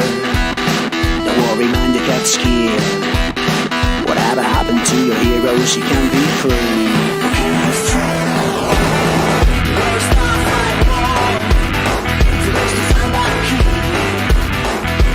Get a shower, please, status D. Guk egin ez ditugun ikerketa batzuen arabera, egunean bataz beste 5 milioi bideo igotzen dituzte YouTube plataformara. Horietatik 89%ak ez du 1000 ikustaldiko lagina gainditzen.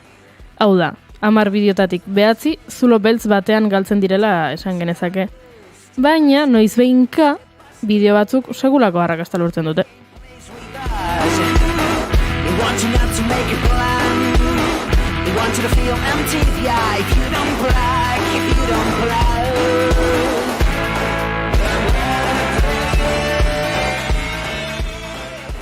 Horrela ezagutu genituen adibidez The Weeknd, Ed Sheeran edo Justin Bieber.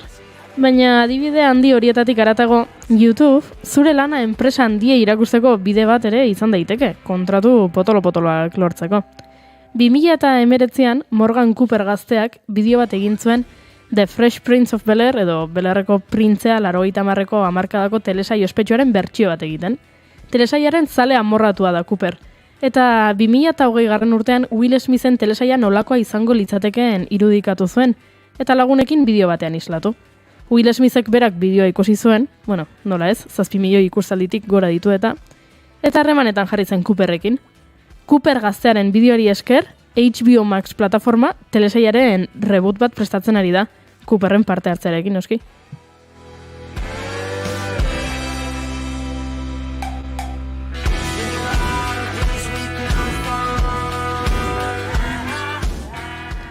Horrelako zerbait gertatu da orain Xamuk youtuberarekin. 75.200 arpidedun dituen youtuberra film askoren deepfakeak egiteagatik da ezaguna. Oso famatu egin zen adibidez The Mandalorian telesailean Luke Skywalker pertsonaiari egin zion deepfakearen bideoa. Ba orain, Lucasfilmek, Disneyren jabetzekoa denak eta Disney Plusekin zerikusatuen guztia ekoizten duenak, Xamuk kontratatu du. Star Warsen unibertsoaren historiari erreparatu ezkero, logikoa da etorkizunean Disneyk eta Lucasfilmek CGI edo ordenagailu sortutako irudiak erabiltzen jarraitzea Leia edo Luke gazte bezalako pertsonaiak bizitzara itzultzeko. Ze bai, Mark Hamillek bizirik jarraitzen du, baina jakina ez du adinik duela 40 urte baino gehiagoko bere pertsonaia antzesteko.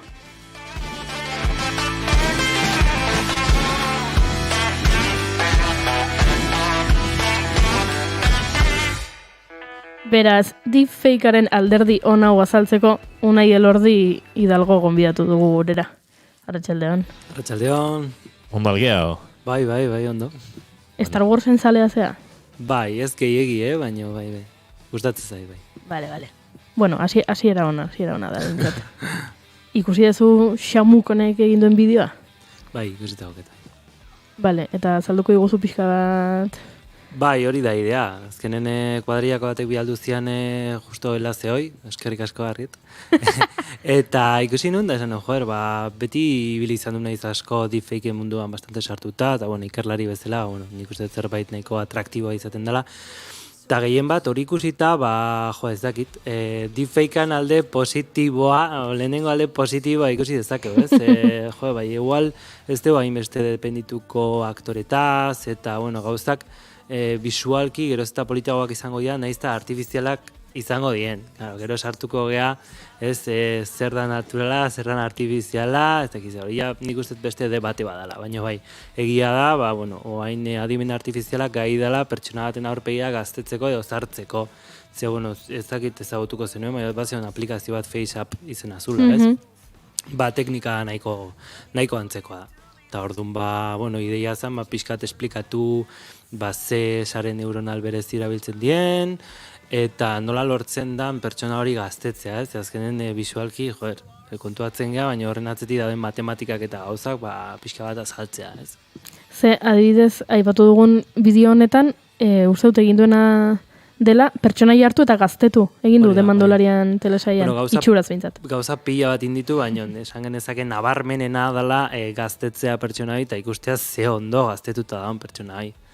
Ze azkenen, horrelako sare neuronalak dauketen gaitasuna da aurpegiaren patroia ulertzeko eta jakiteko parametro batzuk modifikatuta nola alde guztioik deformatu gabe mantentzea eta zartze kutsu hori ematea, ez? Edo gaztetze kutsu hori ematea.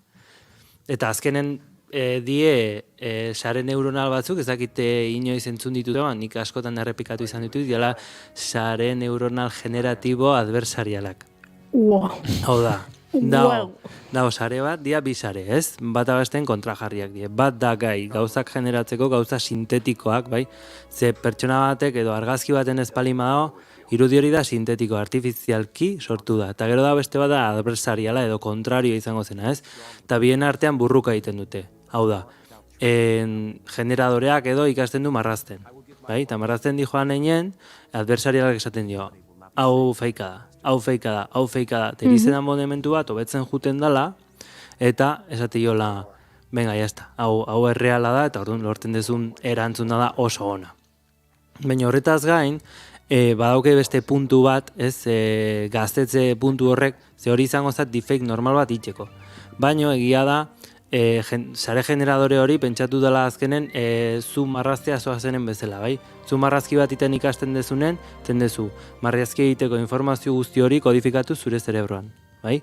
Eta gero, zuk berriro marraztu behar duzunean iten dezu dekodifikatu, bai? Orduan daude, kodifikatzaile bat eta dekodifikatzaile bat. Dena dira matematikako zenbakiak, bai? 0 eta 1 artean normalen, eta horrelako buffer edo horrelako memoria batean sartzen dira, eta gero gauzak ordenatzen dituzte espazio latente batean. Hau da, dimentsio pila batetan, eta gauzak oso ondo ordenatzen ditu. Zer gertatzen da? sare generatibo horrek ikasi dezake pertsona baten aurpegia generatzen, adibidez nik suapeatu dezaket adibidez Julen aurpegia, ez?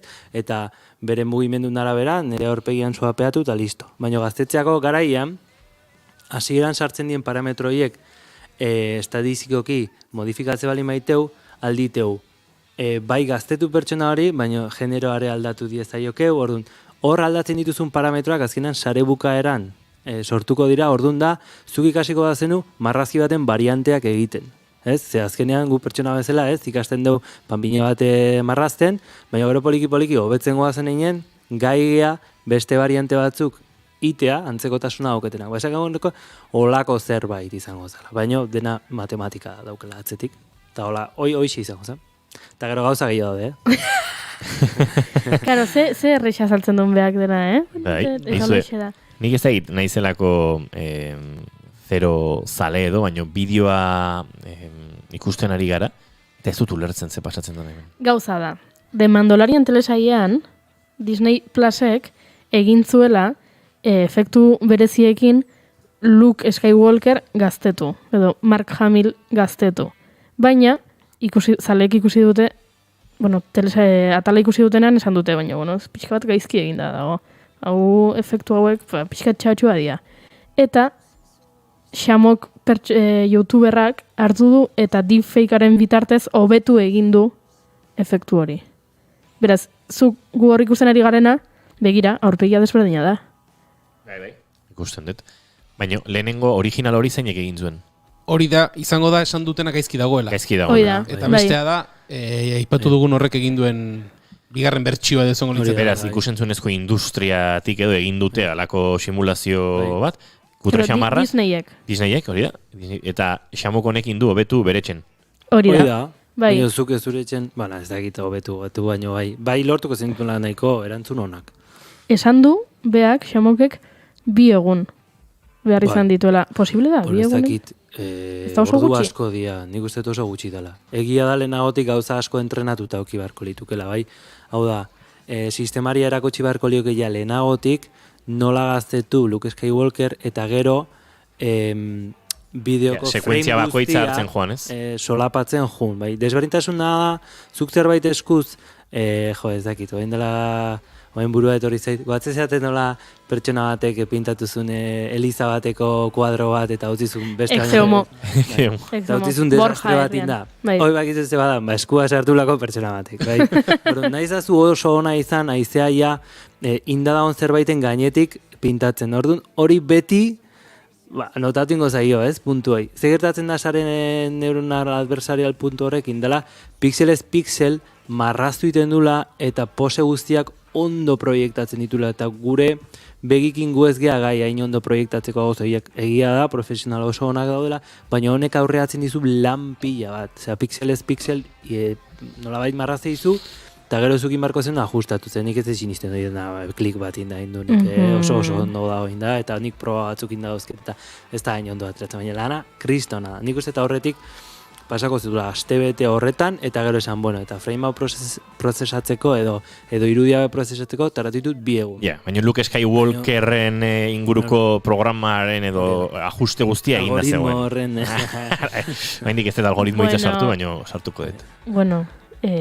Lan elkarrizketa guztietan, uste dut guztiok esaten dugula gezurra, ez? Bintzat gezurren bat, mutilonek gezurra esan du baita lana lortzeko esan du 2 egunetan egin duela eta lortu du lana. Zuk bigarren kaferako elkarrizketan gezurrik esan zenuen? Bai.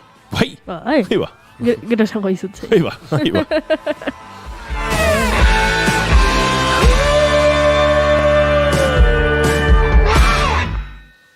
Iepa.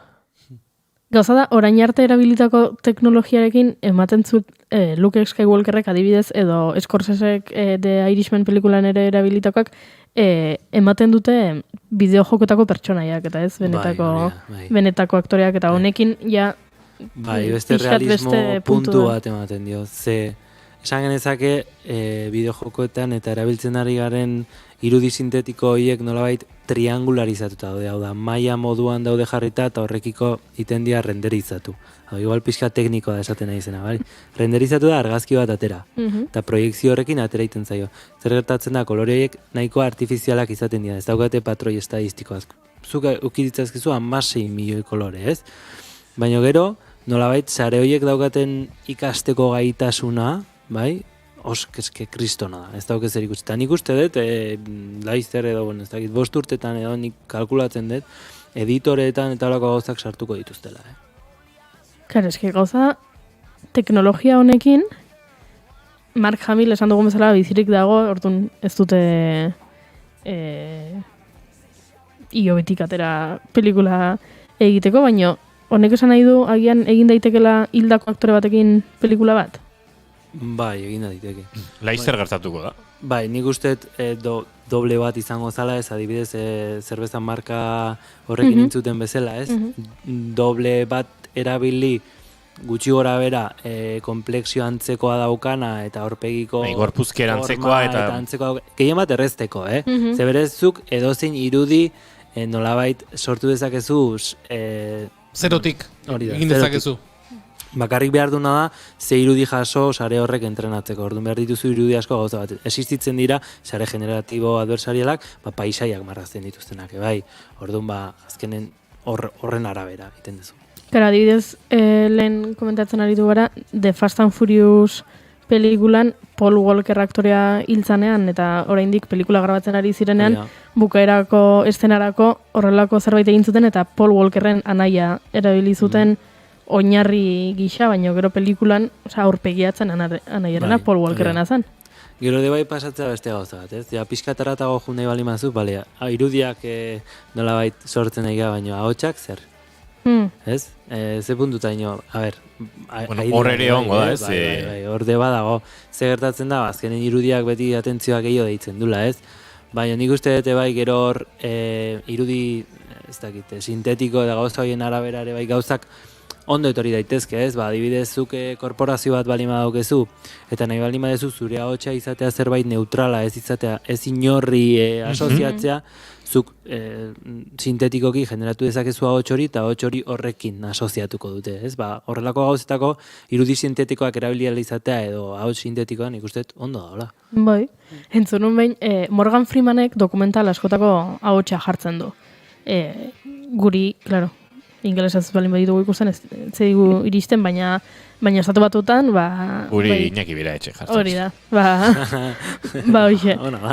Pentsatu. Puto amoa da. Nola, Morgan Freemanek hainbeste gauza biko izan dituen, eta horrelako lan asko egiten dituen, behin norbaitek proposatu zuen, eske, zer gertatuko da Morgan Freeman hiltzen denean? Aurre ikusi egin behar dugu hau, beraz, jarri behar dugu Morgan Freeman iztegiko hitz guztiak irakurtzen, eta horrela gero, dauzkagu grabatuta munduko hitz guztiak Morgan Freemanen ahotsarekin, eta gero montatuko... Eta gero algoritmo bat, sare neuronal adversatibo bat, eta gaitasun komputazional ikaragarriakin, trakatun, itezu, bera hotxa. Listo. Bueno, a ver, simplea ez da, baina, bueno, nik uste laiz... ideia hona da, eta azkar muitze bat zete igual dolarren montatzen zeate, ez? Begira. Esan nahi etena, gero hor badaude beste ikasketa transferentzia teknika batzuk ez dituzula zertan denak doitz guztiak esan beharrik, bai, erabili dezakezu, antza dauken ahots bat, eta datu base desberdinak erabilita transferitu dezakezu beraren aldea. Ze guk hartze balin badu lokendokiteun bezala, ez? Hitzezitz, entonazioetan oso artifizial geldituko zen, orduan interesa galduko. Zaizu referentzia ja pixka viejuno, Osea, modernitatearen barruan pixkat viejuno geratu da lokendo. Bai, egia da. Baina bain dikondo funtzionatzeu. Eskeat viejuno esan dezut, Morgan Freemanek 84 urte dauzka. Eskerrak teknologiak albidetuko duen, berak iztegi guztia irakurri gabe bere ahotsa klonatzea. Ze bestela gizajoa akabatuko zen, nola, ez dakit, S-etik edo R-etik, edo hortxe gatuko ziren iztegi eren bat, airean. Baina honek ala ere eskubideekin, ez? Irudi eskubideekin arazoak ere... Baita. sortuko ditu, ezta? Horrere sartukoa, negozioa, dirua, eta zenek nahi duen zer. Nik uste eta bestiekin gertatzen den bezala izango dela. Norbait edukiko ditu horren ez dakit eskubideak, eta horren arabera, zuk ordaindu inbarko duzu edo ez, eta horrelako gauzak egongo ja, seguro, uste baietz. Hori negozioa da, eta negozioa dantokin.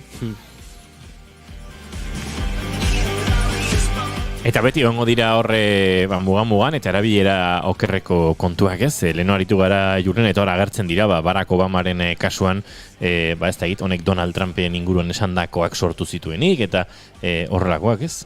Azkenean gauza guztiekin gertatzen da, ez? Baliabideak eta erramintak eskura dauzkagu, eta gero erraminta horien erabilerak egiten ditu hone edo txar. Horren atzeri dator, kriston mobi da.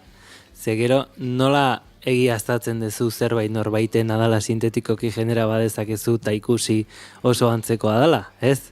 Hor sartzen egia beste mundu baten, nun ja igual agian proba batzuk, ez dakizenen audioan korrupzioan, ez?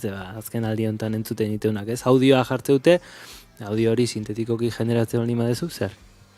Balio du, ez du balio proba horrek? Noa iritsiko da. Horrelako meloi bat irikitzet. Detektatzeko teknologia berak baditu. Bai, bueno, etzan nire ideia horta bideratzea, baina egia da, bada, existitzen dira, horrelako, gaizkia nahi duten beste pertsona hoiei, ez? Galarazteko, ez? Eta egia esan gehien bat, bai bideovigilantzia munduan eta hori spoofing deitzen den, ez? Teknika bat ekiditeko dela norbaiten aurpegia suplantatu nahi izate hori delitua da. Nola digitala da, oraindik ez da guztiz lortuta, ez? Orduan horrelako erramintak nolabait detektatu behar dituzu. Teknika desberdina da, ja ez da marrazten ikastea, da marrazki hori benetan erreala edo esan genezake izatea imitazioak detektatzeko pertsonak hauten die Bai, arte lanen imitazioak. Gehien bat hortik jungo zan, imitazioak detektatzen dituen pertsonak ez daki hori irudikatzen. Baina badaki ikusten hori ez dela erreala. Hemen beste teknika bat erabili behar dezu eta beste metodologia batzuk erabili behar dira eta horrela jakin dezakezu spoofina induten ala ez, eta nik uste eta hotxakin den nahiko antzekoa izaten dela. Hemen beste kasu batzuk ere topatu ditugu, ez? Erresuma batuan, enpresa bateko zuzendariak edo arduradunak audio fake bat jaso eta bere proveedore edo elkarlanean ari zen enpresa baten audio bat jaso eta esan omen zion, ez da izan $1,000 transferitu ez da egin ora eta gezurra mentzan, eta ez dut errapatu horren arduraduna. Gaizkia ez dut errapatu bendik. Ez.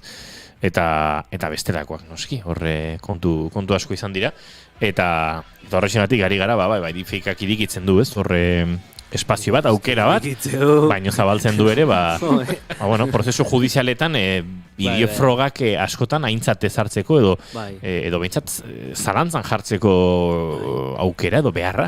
Egia esaten bazu, eta hoia anekdota bezala kontatzen dut, kontaktun jarri izan kriminologo bat hor Granada edo Sevillakoa, nahizula jakin nola rekonozimentu fazialeko algoritmoak eta holako gauzak funtzionatzen zuten, ze askotan legea oso urrun gelditzen da teknologiatik, eta gazte datozten kriminologo eta ez dakite epaileak eta pila jarri beharko dituzte, ez? Orduan, nolabait nahi zuten da, gero gaina teknologia interesatzen zaie horrekin bizi dira, orduan, komentatu zizkian gauza batzuk, eta nahiko interesantek irutu zitzaizkiten, ikusten da interes bat badala, bestela gero gertatuko ja delitu batzuk, interneten gertatuko baina delitu izaten jarraituko dute, orduan, saietu behar dugu alden gutxina, ez?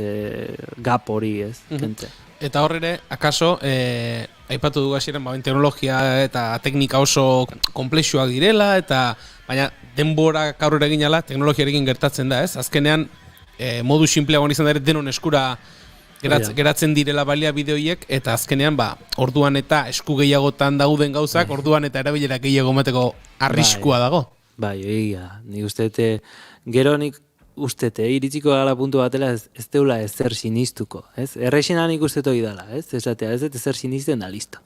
Eta horrela, seguru, baina segurísimo, baina egia da, bazuk nolabait irikin bardezula, zer da sinesgarria, zer ez, askotan presak aibiltzen gara, eta igual hor intentzionalidadea eta engainatu izate horren eta artea ikusi beharko zen, ez? Askotan, intentzionalia da, zu trampa hortan eroitzea, eta zu nolabait kontribuitzen aitzea hori, ez? Pasatzea. Eta honek pasatu dit, nik ez hori verifikatu, beste bati pasatzen diot, birala bihurtzen da, mundu guzti pentsatzen du egia dela, eta hor sortzen da, fenomen soziala kristona da. Horren atzetik, bai sare sozialak, bai Instagramaek, bai Facebook eta holakok, horren atzetik abiltza, azkenen beraien kredibilia guztia galduko zuten, bestela. Hor, nik uzet asko da hola itziteko egia esan. Diru asko dago jokuan horrer ez da? Baita. Ondo egon zau pixka egin jasotzen.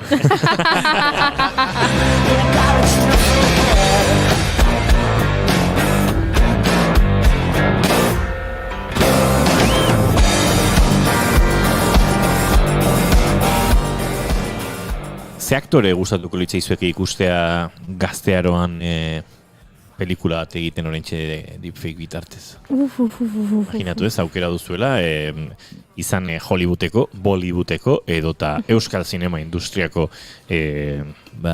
buru zaretela, eta aukera duzuela horrelako kontratu bat eskaintzeko, ez dakit hor, eskubideak ere hilda dagoen norbait berreskuratzea pelikula bat egiteko, ez dakit bere irudi eskubideak familiarenak diren, edo ja ez diren inorrenak, ez?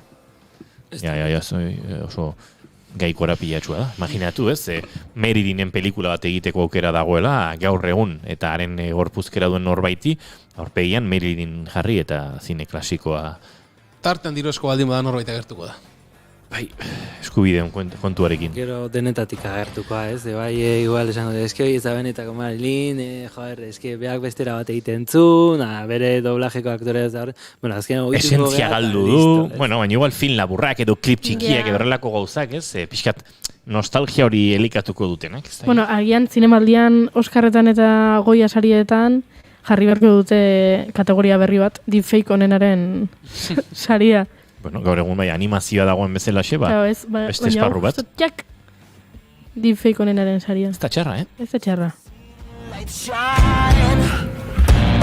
Bueno, orduan elordi, Morgan Freemanen ahotsa klonatu eta sare neuronalen bitartez hemen negozio egin barbalin badegu, gure barkuan egon zera edo? Bai, ez da? Vale. Aizue, minutu gutxi ditugu Arratsaleko 6etarako eta agurtu behar dugu, Arianeko lankideak segituan izango dira, hemen uinetan, Arratsaleko 6etan behartan, beraz, Julen Goikoetxea, plazerra eta aurrengora arte. Eskerrik asko, nahi duzun arte. Aizu, Goiuri, bihar berriro. Bihar badakizu, sekretutxak kontatuko izut. Bai. Txaranga doinoak izango ditugu. Bueno, orduan eukiko dugu musika eta gero? Eta musika. Bai, hasiko gara inauteri giroan. Buah, zoragarri. Arkoiris elkarteko... Pijaman etorri naiteke, Diana doinuak dantzatzera? Ez dakit, ze diskoan Diana kantua dagoen ere ez dakit. Inauteriako repertoria oso da zabalat, ez dakit ze kantu aukeratu dituzten, baina Pablo Dendaluze gurean izango da, bideogile, realizadore, dokumental gile, eta kasu honetan, diskoaren proiektuaren harimare izan dena, gurean izango dugu, eta inauteri doinuekin, Tolosako inauteriaren inguruan hariko gara, eta beste inauterien inguruan, zer ere badago, repertorioa norena den, eta nongoa den, eta mila saltxa, ez dakit bihar jorratzeko modukoa den, baina kasu inmarko genuke olako sola salditxo bat. Gero, Iñaki Lasa eturaren eskutik, doinuetatik aratago podcasta izango dugu. Bai. Ez dakit bai ezatu digun norekin. Mai Etxeberriarekin. Mai Etxeberriarekin egia da, gurean izan genuen nutrizionista. Eta ondoren, bizaldiko lagunak datoz, irukoan, bi gitarra hartuta, beraz, egia esan, plan borobile bihar Arratsaleko. Saioan zuentzat daukaguna, bihar jakinaraziko dizuegun nor zareten, Rafa Ruedaren kafe antzokiko osteguneko gaueko 9:30 kontzertu horren garaileak eta gauza gehiago. Unai Elordi Hidalgo, mila esker. Bi aste barru ez dugu elkarri ikusiko. Ez dut uste, horre inauteriak dira, badakit hemendik etzabiltzala. Ez da bile mendik. Aste artean bai, Perez. Aste artean bai? Ez da egiten nada programa da. Bai. Bai, badago. Ez da egin nola moldatuko garen, ajeekin eta baino egingo dugu. Izan ondo nahi, eskerrik asko, aio. Bagoa zentzule, minutu bat Arratsaleko 6ak izateko, esan da bezala Arianeko lankideak badatoz, zaudete hor naiz irratiaren sintonian, eta bihar Arratsaleko 9etan bigarren kafean ere hemen izango gara zuentzai.